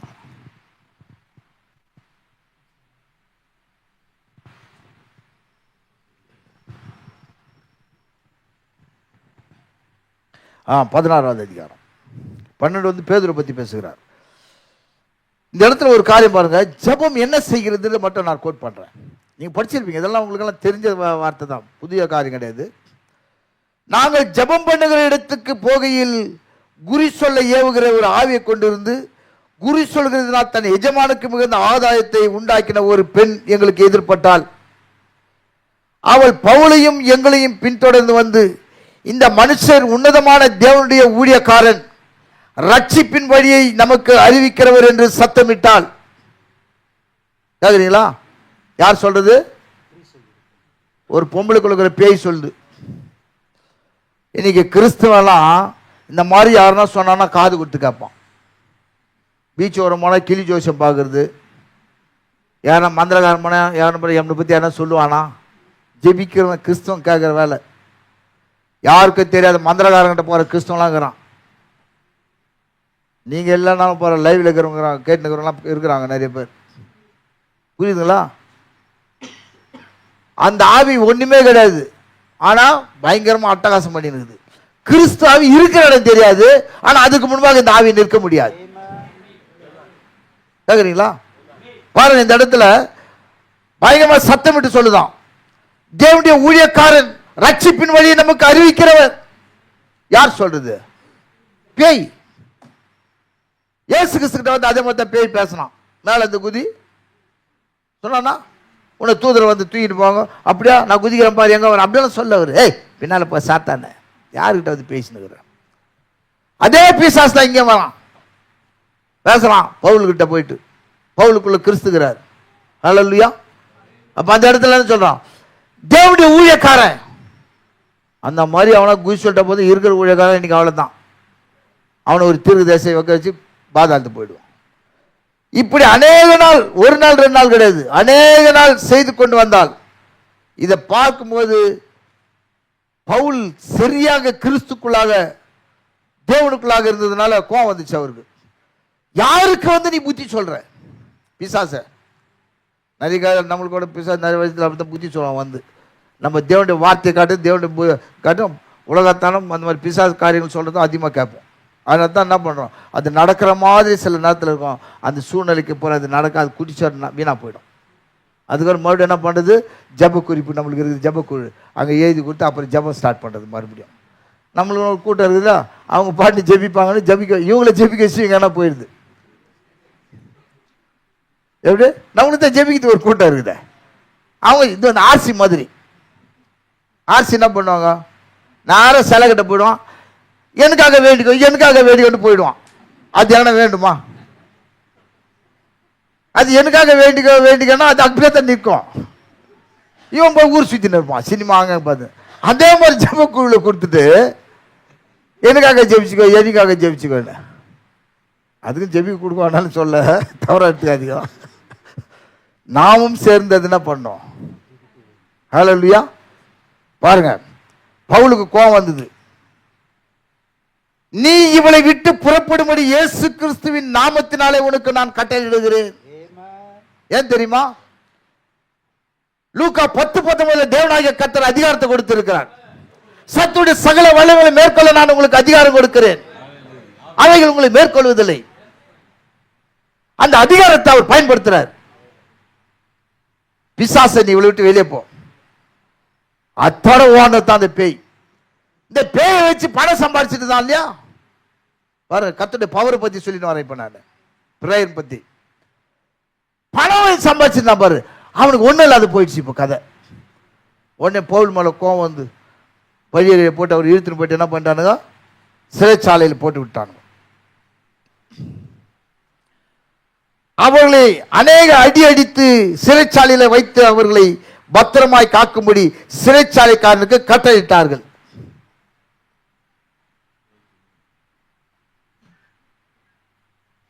ஒரு தவறு செய்யல, தவறு எதுவும் செய்யல பவுல்.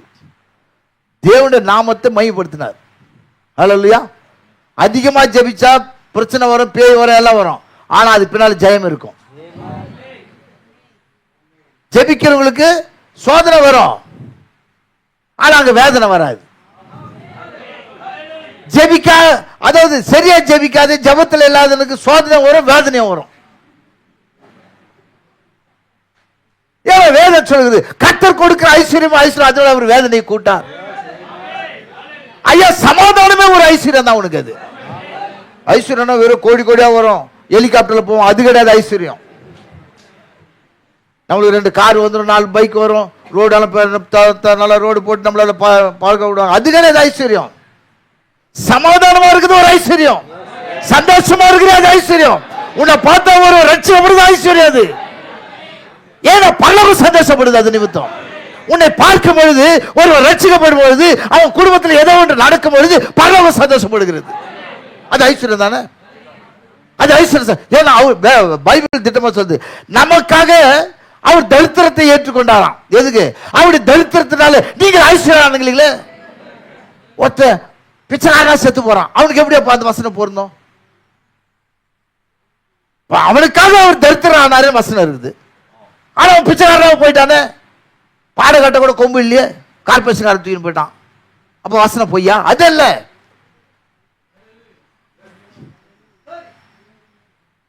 ஒரு ஐஸ்வர்யானோ லாசர் 2 பேர். லாசர் எப்படி இருந்தான்? ஆபிரகாம் மடியில் இருந்தானா? ஆபிரகாம் யாரு? அவரு ஆதியாகமத்தில் சொல்லப்படுது ஆபிரகாம் செல்வ சீமான் சொல்லுதா? அப்ப அவர் மடியில் யார் போக முடியும்? அவரை மாதிரி இருக்கவன் தான் போக முடியும். தானே?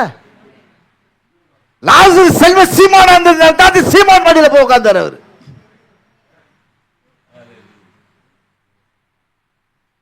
ஆனா இந்த ஐஸ்வர்யவான் பூமியில குடியும் கொடுத்தணும், அது நான் சீமான் சொல்லி ஐஸ்வர்யவான். அது இல்ல உண்மையான ஐஸ்வர்யவான். குடியை கெடுக்கன்றது அவனே எழுதி வச்சு, அப்படின்னா தரித்திரமாவிடான்னு அர்த்தம். அது அவன் ஐஸ்வர்யவான் கிடையாது. அவன் உண்மையான ஐஸ்வர்யவான் யாரு? அதனால தான் சொன்னார் அவர் ஐஸ்வர்ய சம்பனர்னா நம்மளும் ஐஸ்வர்யவான் தான்.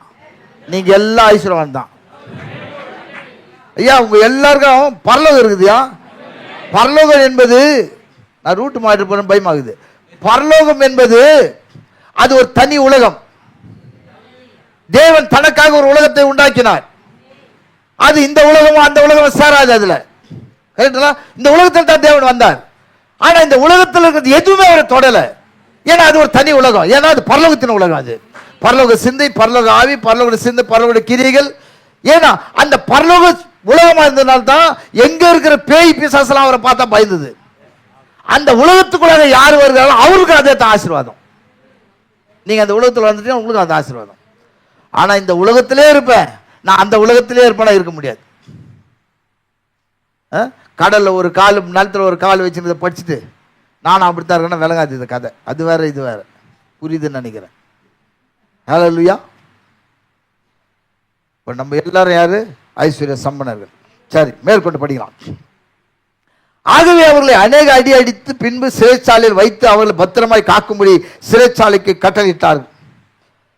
அவன் இப்படி கட்டளையை பெற்று அவர்களை உட்காவலறையிலே அடைத்து எங்க உள்ள போய் கொண்டு போய் போட்டானாங்க.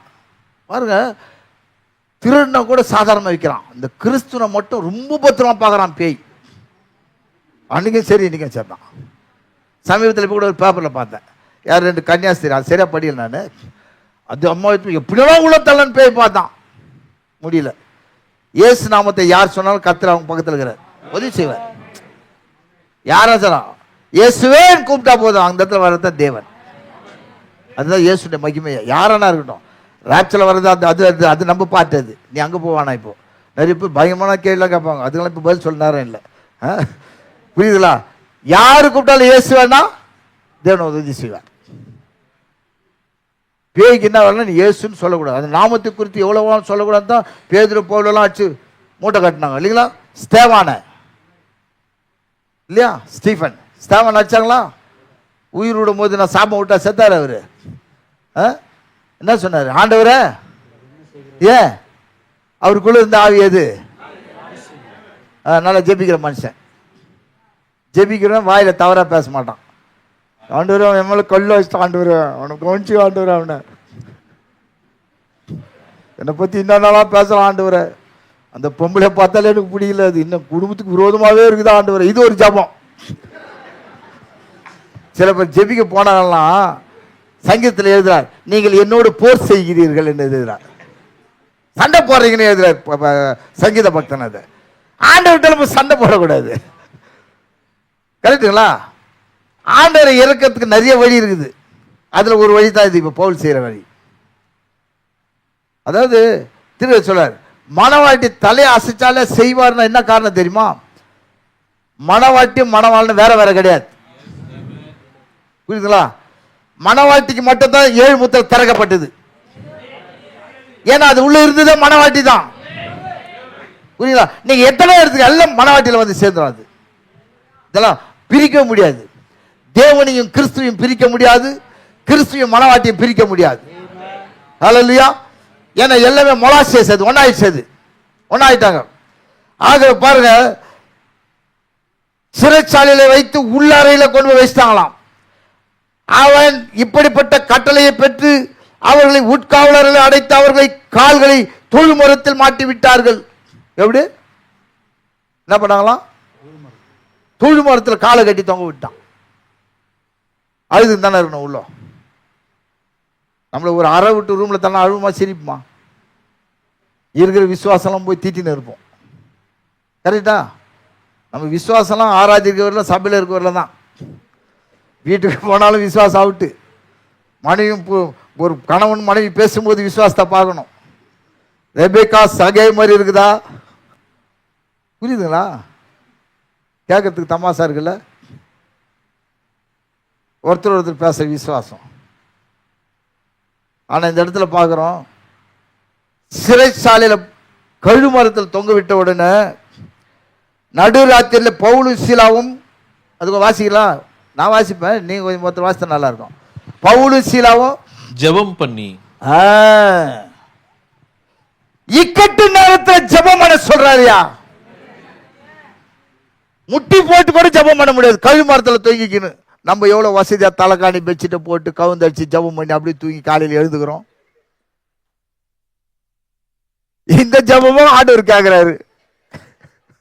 அதான் கிறிஸ்து. எப்படி இப்பேற்பட்ட ஜெபத்தை கர்த்தர் கேட்கிறாருன்னா அவர் தான் தேவன். உண்மையில நானும் அந்த ஒத்துக்க மாட்டேன். நம்ம ஜெபத்தை நான் ஒத்துக்க மாட்டேன். முட்டி போடாது பட்ஜெட் போட்டு தலைகாணி போட்டு மெத்து மெத்து ஜெபம் பண்ணி அப்படியே தூங்கி காலையில் வரணும் ஜெபிக்கிற பாரு, அது நான் ஏற்றுக்க மாட்டேன். எது கேட்டாலும் நான் தரமாட்டேன். நானும் தான் அப்படி தான் செய்வேன். பொய் சொல்லக்கூடாது இங்கே நின்று. கரெக்டுங்களா? ஆனா என் தேவன் அப்படி அத்தை கேட்கிறார். அந்த ஜெபத்தை கேட்க அவர் தான் தேவன். அதனால போய் அப்படியே மறுபடியும் ஜெபிக்காத கேட்கிறாரு. கழுமரத்தில் தொங்கிக்கிற ஒரு மனுஷன் ஜெபிக்கிறானா என்ன விளையாட்டாது? யோசித்து பார்ப்போம். சொகுசு வாழ்க்கை இல்லை. இந்த இடத்துல ஒரு இடத்துல பவுல் இப்படி, இன்னொரு இடத்துல அப்படிதான் கல் அடிச்சு செத்துட்டாருன்னு இழுத்துட்டு போய் போட்டு போறான். எழுந்து பிரசங்கம் பண்றாரு. அவர் எங்கேயோ நொண்டின்னு கட்டெல்லாம் கட்டின்னு வந்து எழுந்து போய் அப்படியே இப்படியே ஆடிகள்லாம் போய் பிரசங்கம் பண்ணல. பைபிள் எழுத அந்த இடத்துல அவனை குவியல அந்த கல்லுல இருந்து எழுந்து நேரா போய் சாதாரணமாக பிரசங்கம் பண்றாராம். இங்க கழுமரத்துல அதே மாதிரி தான். சாதாரண நம்மள ஒரு கயிறு கட்டி வச்சுட்டு ஒரு 2 நாள் இழுத்து பாருங்களேன், நைட்டு கட்டி காலையில் எடுத்து பாருங்களேன், ஒன்னாலதே எழுதுக்க முடியல நம்மளால சேர்ல இருந்து.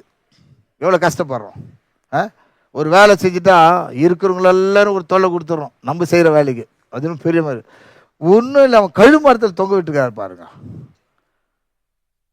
தியானி போயித கழுமரத்தில் தொங்குது சாதாரண விஷயம் இல்லை. கர்த்தர் பிரியமானவர்களே, எவ்வளோ வலி இருக்கு தெரியுமா? ஏன் தெரியுமா அங்கே வலி தெரியல? ஜெபம் அது செய்தது. அந்த இடத்துல கற்குழியில் அவனை அடித்து தூக்கி போட்டு அவன் எழுந்து போய் பிரசங்கம் பண்ணா, அது திருவேசு ஒரு இடத்துல சொல்றார், அது அவன் இல்லை, ஆச்சரியப்படுறதுக்கு ஒன்றும் இல்லை, கிறிஸ்து அதை தாங்கி கொண்டார். ஏன்னா உள்ள கிறிஸ்து இருந்தாராங்க. கிறிஸ்து உள்ள இருந்தனால தாங்கிட்டாராம். மோசைக்குள்ள கிறிஸ்துவ மோசை தாங்கினான். கரெக்டுங்களா? சாத்திராக மேஷாக் ஆபத்து நெருப்புல போடுறாங்க, அனல் படல, அவனுக்குள்ள கிறிஸ்து இருந்தார். அப்புறம் தேவனை வந்துட்டார் ஸ்பாட்ல. எங்கெல்லாம் எடுத்துக்கணும். அப்ப நாம் எங்க இருந்தாலும் நமக்குள்ள கிறிஸ்து இருக்கணும். இப்ப பாருங்க, அங்க ஜெபம் பண்ணி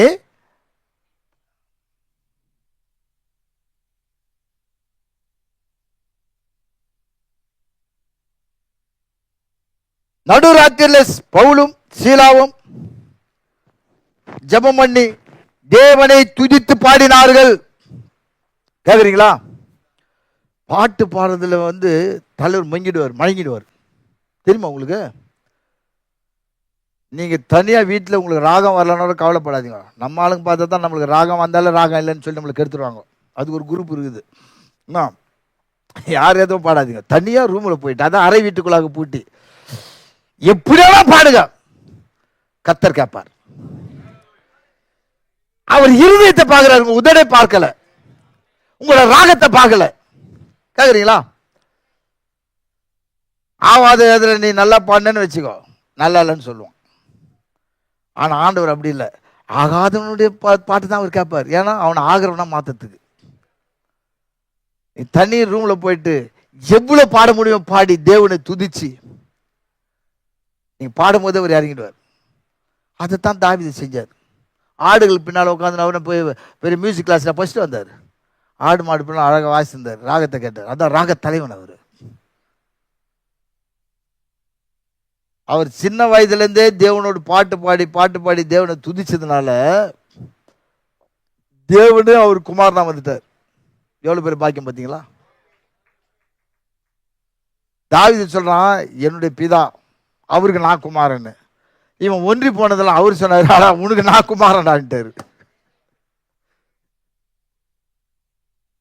நல்லா இருக்குல்ல? அது கேட்கறதுக்கு நல்லா இருக்குது. அந்த இடத்துல தான் நம்ம வரணும். நம்மளும் அப்படிதான் வச்சிருக்கிறாரு. அது நம்ம விசுவாசிக்கிறது இல்லை, வேற ஒன்றும் கிடையாது. செய்தி சொல்லுது, நீ அந்த ஸ்தானத்தில் தான் இருக்கிற. புரியுதுங்களா? உங்களை அதெல்லாம் மாற்றவில்லை, அந்த ஸ்தானம் தான் உனக்கு. நல்ல கவனிங்க. நடுராத்திரியில் பவுலும் சீலாவும் ஜெபம் பண்ணி நம்ம அதிகாலையில் 4 மணிக்கு எழுந்துக்கிறதுக்கு கஷ்டப்படுவோம். 4 மணிக்கு வந்து ஜெபிச்சிட்டோம்னா என்னைக்கு எப்போனா ஒரு நாள் அது ஊர் முழுச போய் சொல்லிடுவோம். அடுத்த நாள் அது 5 மணிக்கு கூட எழுந்து ஜெபிக்க மாட்டோம். 4 மணிக்கு எழுந்து ஜெபிச்சோம். 4 மணி ஒரு காலத்தில் அப்படி இருந்தது, அதிகாலையில் இருந்து ஜெபிக்கிறதுலாம். இப்போ இல்லை, இரவு முழுவதும் ஜெபி பாருங்க. அந்த சின்சியாரிட்டி அதில் முக்கியமாக அதுதான் தேவை. நீங்கள் எப்போ எழுந்துக்கிறது கணக்கு கிடையாது, சின்சியாரிட்டி. உத்தம் நீ ஆண்டவர்கிட்ட சொல்லிட்டு படுங்களேன், இந்த டைமில் எழுப்பினாரு, கண்டிப்பாக ஒன்று எழுப்புவார். என்னை ஒரு தடவை அப்படி தான் நான் சொல்லிட்டு படுத்தேன். என் காலை தூக்கி ஆனால் விசில் அடிச்ச மருந்து யாருமே காணும், பயந்துட்டேன், பட்டுனேன். மறுபடியும் அதே மாதிரி சவுண்டு. ஓஹோ, ஜெபிக்கிறது நம்ம ஜபம் பண்ணல, ஜெபிப்பதற்கு ஒரு ஜபம் பண்ணோம். அந்த ஜபம் இப்போ வேலை செய்யுது. கரெக்டுங்களா? ஜெபிக்கிறவனை இந்த உலகத்தில் யாரும் அசைக்க முடியாது.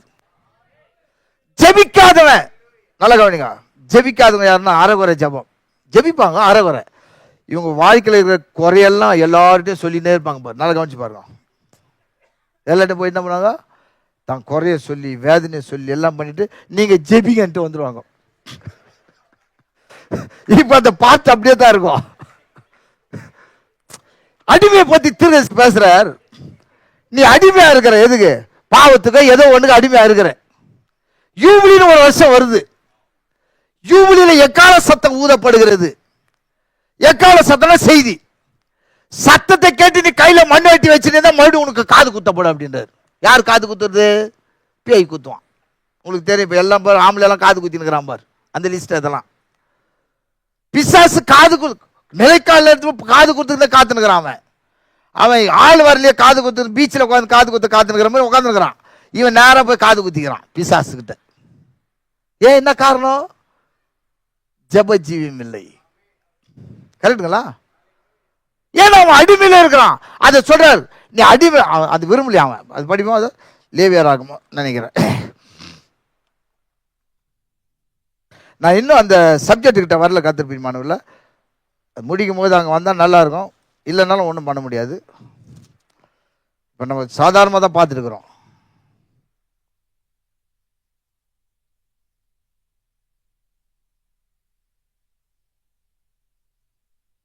லேவியராகுமா அது?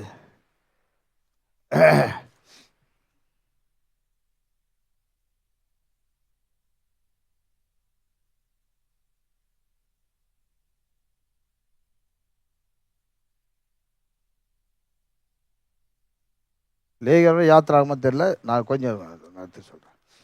21வது அதிகாரம்.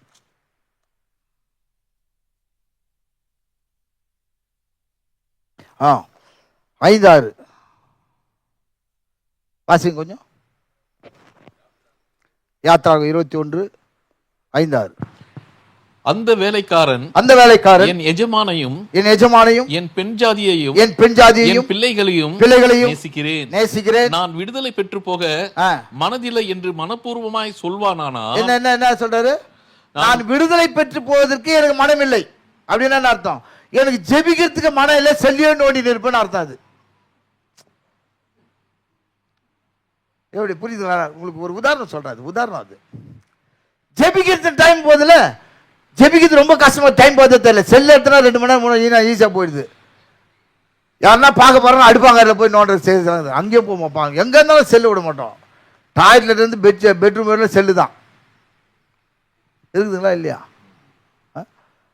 அது அர்த்தம் அதுதான். பாருங்க என்ன சொல்றாரு, எனக்கு விடுதலை ஆவதற்கு என்ன இல்ல, மனதில்லை என்று மனப்பூர்வமாய் சொன்னானால் அவன் எஜமான் அவனை நியாயாதிபதிகள் இடத்தில் அழைத்து கொண்டு போய் அவனை கதவின் அருகையாவது கதவு நிலையின் அருகையாவது சேர பண்ணி அங்கே அவன் எஜமான் அவன் காதை கம்பியினாலே குத்த கடவன். பின்பு அவன் என்றைக்கும் அவன் இடத்திலே சேவித்துக் கொண்டிருப்பான். அடிமையா இருப்பான். சொல்றார், எத்தனை யூபிலி வந்தாலும் அடிமை தான் அப்படின்றார். எத்தனை யூபிலி வந்தாலும் விடுதலை ஆக முடியாது. அவன் தன்னை ஒப்பு கொடுத்துட்டான். அதே மாதிரி பிசாசுக்கு ஒரு மனுஷன் தன்னை ஒப்பு கொடுத்து விட்டால் பர்மனன்ட் அடிமை தான். அதுல இருந்து வெளியே வர வேண்டும் என்றால் அந்த சத்தத்தை கேட்கும் போது கையில எது இருக்கிறது அது போட்டுணுமா, எந்த மண் வெட்டி எது அதான் போட்டு விடுதலை வந்துடணும். அதுதான் தேவன் விரும்புகிறார். ஹல்லேலூயா, கேக்குறீங்களா? அதனால ஜபமானது கர்த்தர் பிரியமானவர்களே, மறுபடியும் அந்த சீலாவது முடிச்சிடலாம். பவுல்து அது முடிச்சுட்டு தான் நம்ம ரெபேக்கா கிட்ட போக முடியும். அது ஒரே ஒரு பாயிண்ட் தான். அந்த பாயிண்ட்டுக்காக தான் இதை நான் சொல்லிட்டு இருக்கிறேன். நடுராத்திரியில் பவுலும் சீலாவும் ஜபம் பண்ணி தேவனை துதித்து பாடினார்கள். துதித்து பாடுகிற இடத்துல தேவன் வருகிறார். ஏன்னா அவர் துதியில் மத்தியில் வாசம் செய்கிறவர், அவர் துதிக்கப்படத்தக்கவர், ஸ்தோத்திர பலியில மகிமைப்படுகிற தேவன். 50:23 சங்கீதத்தில் சொல்கிறார். தாவீது சொன்னான், நான் எக்காலத்தில் அவரை ஸ்தோத்தரிப்பேன், துதி என் வாயில் இருக்கும் சொல்லலாம். ஏன்னா துதியில மகிமைப்படுகிற அவர் அர்த்தம் தான். நீங்க நல்லா துதிச்சு பாடினீங்கன்னா கர்த்தர் வந்துடுவார். அதுக்கப்புறம் அவர்கிட்ட விண்ணப்பம் பண்ணலாம். அதனால தான் அதிகாலையில இருந்து ஜெபிக்கணும். ஆண்டு விட்டெல்லாம் டைம் பார்க்க கூடாது. உங்களுக்கு நேரம் கிடையாது. நைட்டில் நிறைய பேர் சொல்லுவாங்க, பிரதர் நைட்டில் எனக்கு தூக்கமே வர மாட்டேங்குது, டெய்லி செல்லே பார்த்து இருந்தால் தூக்கம் வராது. அந்த ரேஸ் எல்லாம் போய் அவங்கள வழி பண்ணிட்டுருக்கோம். நான் எல்லாரும் சொல்றது ஒன்றே தான், தூக்கமே வரலையா மொட்டி பாட்டு ஜபம் பண்ணு, கண்டிப்பாக தூக்கம் வந்துடும். நிறைய பேர் தூக்கம் வரலாம் பைபிள் படிப்பாங்க. தூக்கம் வரக்கூடாதுன்னா செல்லு பார்க்கணும். தூக்கம் வரணும்னா, ஆனால் உண்மையாக பைபிள் படித்தா தூக்கம் வராது, உண்மையாக ஜபமான தூக்கம் வராது. புரியுதுங்களா? அது ஒரு சேனல். அதனால தான் சொல்கிறார், பீலையாமா அந்த சேனல் அருமையாக கண்டுபிடிச்சி வச்சுருந்தாங்க. யாருக்குமே தெரியல. மோச நாட்கள் இருந்தவன் அந்த சேனல் அவன் ஒருத்தர் தான் அழகாக கண்டுபிடிச்சி வச்சுருவான். ஆனால் பிரயோஜனம் இல்லை. ஹல்லேலூயா. ஆகவே நடுராத்திரியில் ஜபம் பண்ணும்போது என்ன நடக்குதுன்னு அதை மட்டும் பார்க்கலாம். காவலில் ஜபம் பண்ணி தேவனை துதித்து பாடினார்கள். காவலில் வைக்கப்பட்டவர்கள் அதை கேட்டுக்கொண்டிருந்தார்கள். அதான் விட்னஸ். இவங்க பாடுறத காவலில் இருக்க அவன் கேட்டுக்கிறான். உடனடியாக சிறைச்சாலின் அஸ்திபாரங்கள் அசைந்துதான். எவ்வளவு பெரிய காரியம் தெரியுங்களா? இது ஒரு ஜபத்தினால அஸ்திபாரம் அசைந்துதான். பூகம்பமே வந்துச்சுன்னு அர்த்தம். கேக்குறீங்களா?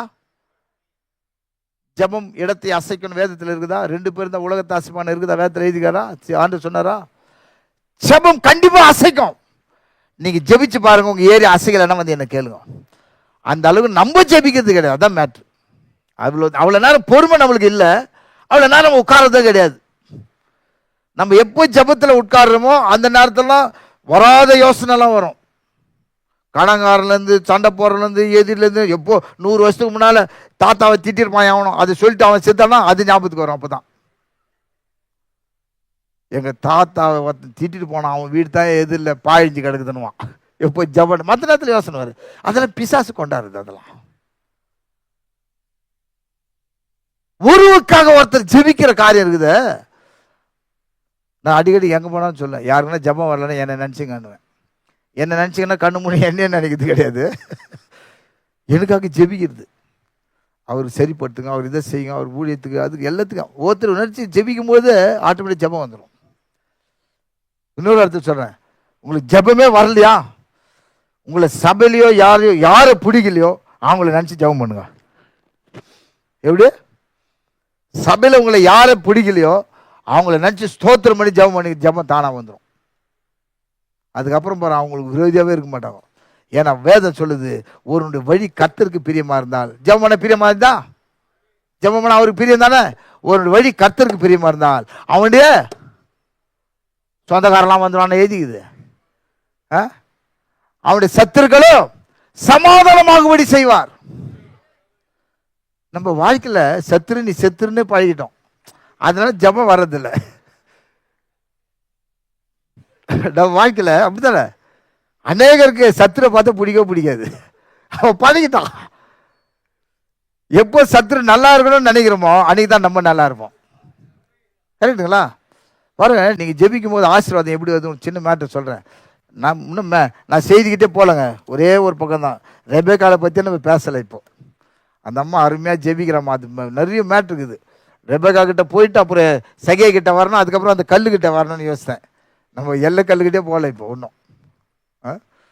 புரியுதுங்களா? கல் அருமையான கல். சரி, அது கற்றுக்கு சேதமாக இன்னும் நாளைக்கு பார்க்கலாம். சொல்கிறோம், கர்த்தர் அனுமதிக்கணும்.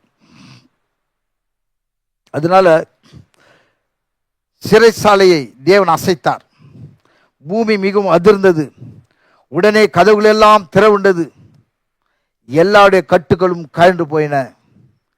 சிறைச்சாலைக்காரன் நித்திரை தெளிந்து சிறைச்சாலையின் கதவுகள் திறந்திருக்கதை கண்டு கட்டுண்டவர்கள் ஓடி போனார்கள் எண்ணி பட்டைத்து உருவி தன்னைத்தானே கொலை செய்து கொள்ள போனார்கள். அதாவது இந்த ஜெபம் எவ்வளோ வேலை செய்து பாருங்க. ஜெபம் எவ்வளோ வேலை செய்து மட்டும் கவனிக்காத. ஜெபிக்கும் பொழுது அஸ்திபாரங்கள் அசைந்தது, பூமியே அதிர்ந்துதான். எங்க இருக்கணும் நினச்சிருப்பான், ஐயோ இன்னைக்கு பூகம்பம் வந்துச்சு, என்னாச்சு தெரியலன்னு. இவங்களால தான் வந்ததுன்னு தெரியாது. எந்த ஒரு கர்த்தர் பிள்ளை அவனை நோண்டி எதனா கலாட்டா பண்ணா தேசத்துக்கு பூகம்பம் வரும், ஞாபகம் வச்சுங்க. தமாசுக்கு சொல்ல, உண்மையாக சொல்கிறேன். எந்த ஒரு கர்த்தர் பிள்ளை மேலே யாராவது ஏதாவது பண்ணால், ஒரு நல்ல ஜெபிக்கிற உத்தமனத்தில் தேசத்துக்கு அது அழிவு. வேதத்தில் இருக்குது, அது கண்டிப்பாக நடக்கும். ஆனால் அதற்கேற்றபடி நம்ம எப்படி இருக்கணும், அதுவும் செய்தி விசுவாசி என்று சொல்லும் பொழுது நம் வைராக்கியமாக உத்தமமாக ஜபத்தில் தரித்திருந்து யார் எதை பார்க்கணும் அதை பற்றி கவலைப்படக்கூடாது. நம்மளை 4 பேர் குறை சொல்லுவான், ஏற்றுக்கொள்வான், தள்ளி போடுவான், அவமானப்படுத்துவான், எல்லாம் நடக்கும். அதெல்லாம் ஜாலியாக எடுத்துக்க வேண்டியதுதான். பவுல் அப்படி தான் எடுத்துக்கினார். கரெக்டா? ஒன்று வீட்டுக்குள்ளே நல்லா இருந்தால் ஊருக்குள்ளே நல்லா இருக்காது, பிரச்சனை வரும். ஊரில் நம்மளுக்கு நல்ல பேர் நல்லா இருக்குன்னா வீட்டுக்குள்ளே சரி இருக்காது. எங்கேயாவது ஒரு டெஸ்ட் பேப்பர் இருக்கும், கையில் இருக்கும். டெஸ்ட் பேப்பர் இருக்கத்தாச்சு, அதெல்லாம் யாரும் எடுக்க முடியாது. டெஸ்ட் பேப்பர் அவங்க எழுதி தான் ஆகணும். இதை எப்படி எழுதணும்? ஜபத்தில் எழுதணும். இதை பாஸ் பண்ணுறதுக்கு ஒரே வழி ஜபம் தான். நல்லா பிரசங்கம் பண்ணிட்டு போகலாம். நிறைய பேர் ஊழியக்காரன்னு சொல்கிறேன், அந்த நாளில் சொல்கிறேன், பிரசங்கம் பண்ணுறவர்கள் நல்லா இருப்பாங்க. முடிஞ்சு போன சொல்லணும், நல்லா பிரசங்கம் பண்ண மனசே சரியில்லை. ஏன் இப்படி? நான் கர்த்தர் பிரியமானவர் இல்லை. ஒரு மனுஷன் ஜெபிக்கும் பொழுது எல்லாத்தையும் சாதிக்கலாம். ஜெபிக்க அதாவது இருக்கிற ஊழியத்தில் பெரிய ஊழியம் ஜபம் தான். இதில் தான் சொல்கிறேன்னு நினைக்கிறேன். தீர்க்கதரிசி ஜெபிக்கிறதை குறித்து பேசும்போது, ஒரு பிரசங்கி மேடை ஏறி பிரசங்கம் பண்ணுவதை காட்டிலும் வீட்டிலிருந்து ஜெபிக்கிற தாயானவள் அதை காட்டிலும் அதிகமான ஊழியம் செய்கிறார் அப்படின்றார். ஒரு பிரசங்கி பிரசங்கப்படத்தில் நின்று பிரசங்கம் பண்ணுவதை காட்டிலும் ஒரு தாயானவள் தன் வீட்டிலிருந்து ஜெபிக்கும் பொழுது அது அதை காட்டிலும் பயங்கரமான பிரசங்கமாக இருக்கிறது. அவங்களை மாற்றி விடுதான். அதுக்கு நம்மளாம் யாரும் ஜெபிக்கலாம் சொல்ல வரல, தவறாக நினச்சிக்காதீங்க. எல்லாம் நம்ம ஜெபிக்கிறோம். ஆனால் என்னன்னா பிபி மாதிரி ஏறி இறங்குது. அப்பப்போ கொஞ்சம் கொஞ்சம் அழுத்த வேண்டியது, புஷ்ஷுன்னு மேலே போய் புஷ்ஷுன்னு இறங்குது கீழே. அதான் ப்ராப்ளம். இப்போ அது மேலே போயிட்டே இருக்கணும். அது எது வரலாம், மேலே போய் அவருடைய சமூகத்தை தட்ட வரலாம். ஹல்லேலூயா. டைம் ஆயிடுச்சு. நான் இன்னும் செய்தியை தொடங்கலை, செய்தியும் பிரசங்கம் பண்ணல. ஜபத்தை இப்போ தான் ஸ்டார்ட் பண்ணிக்கிறேன்.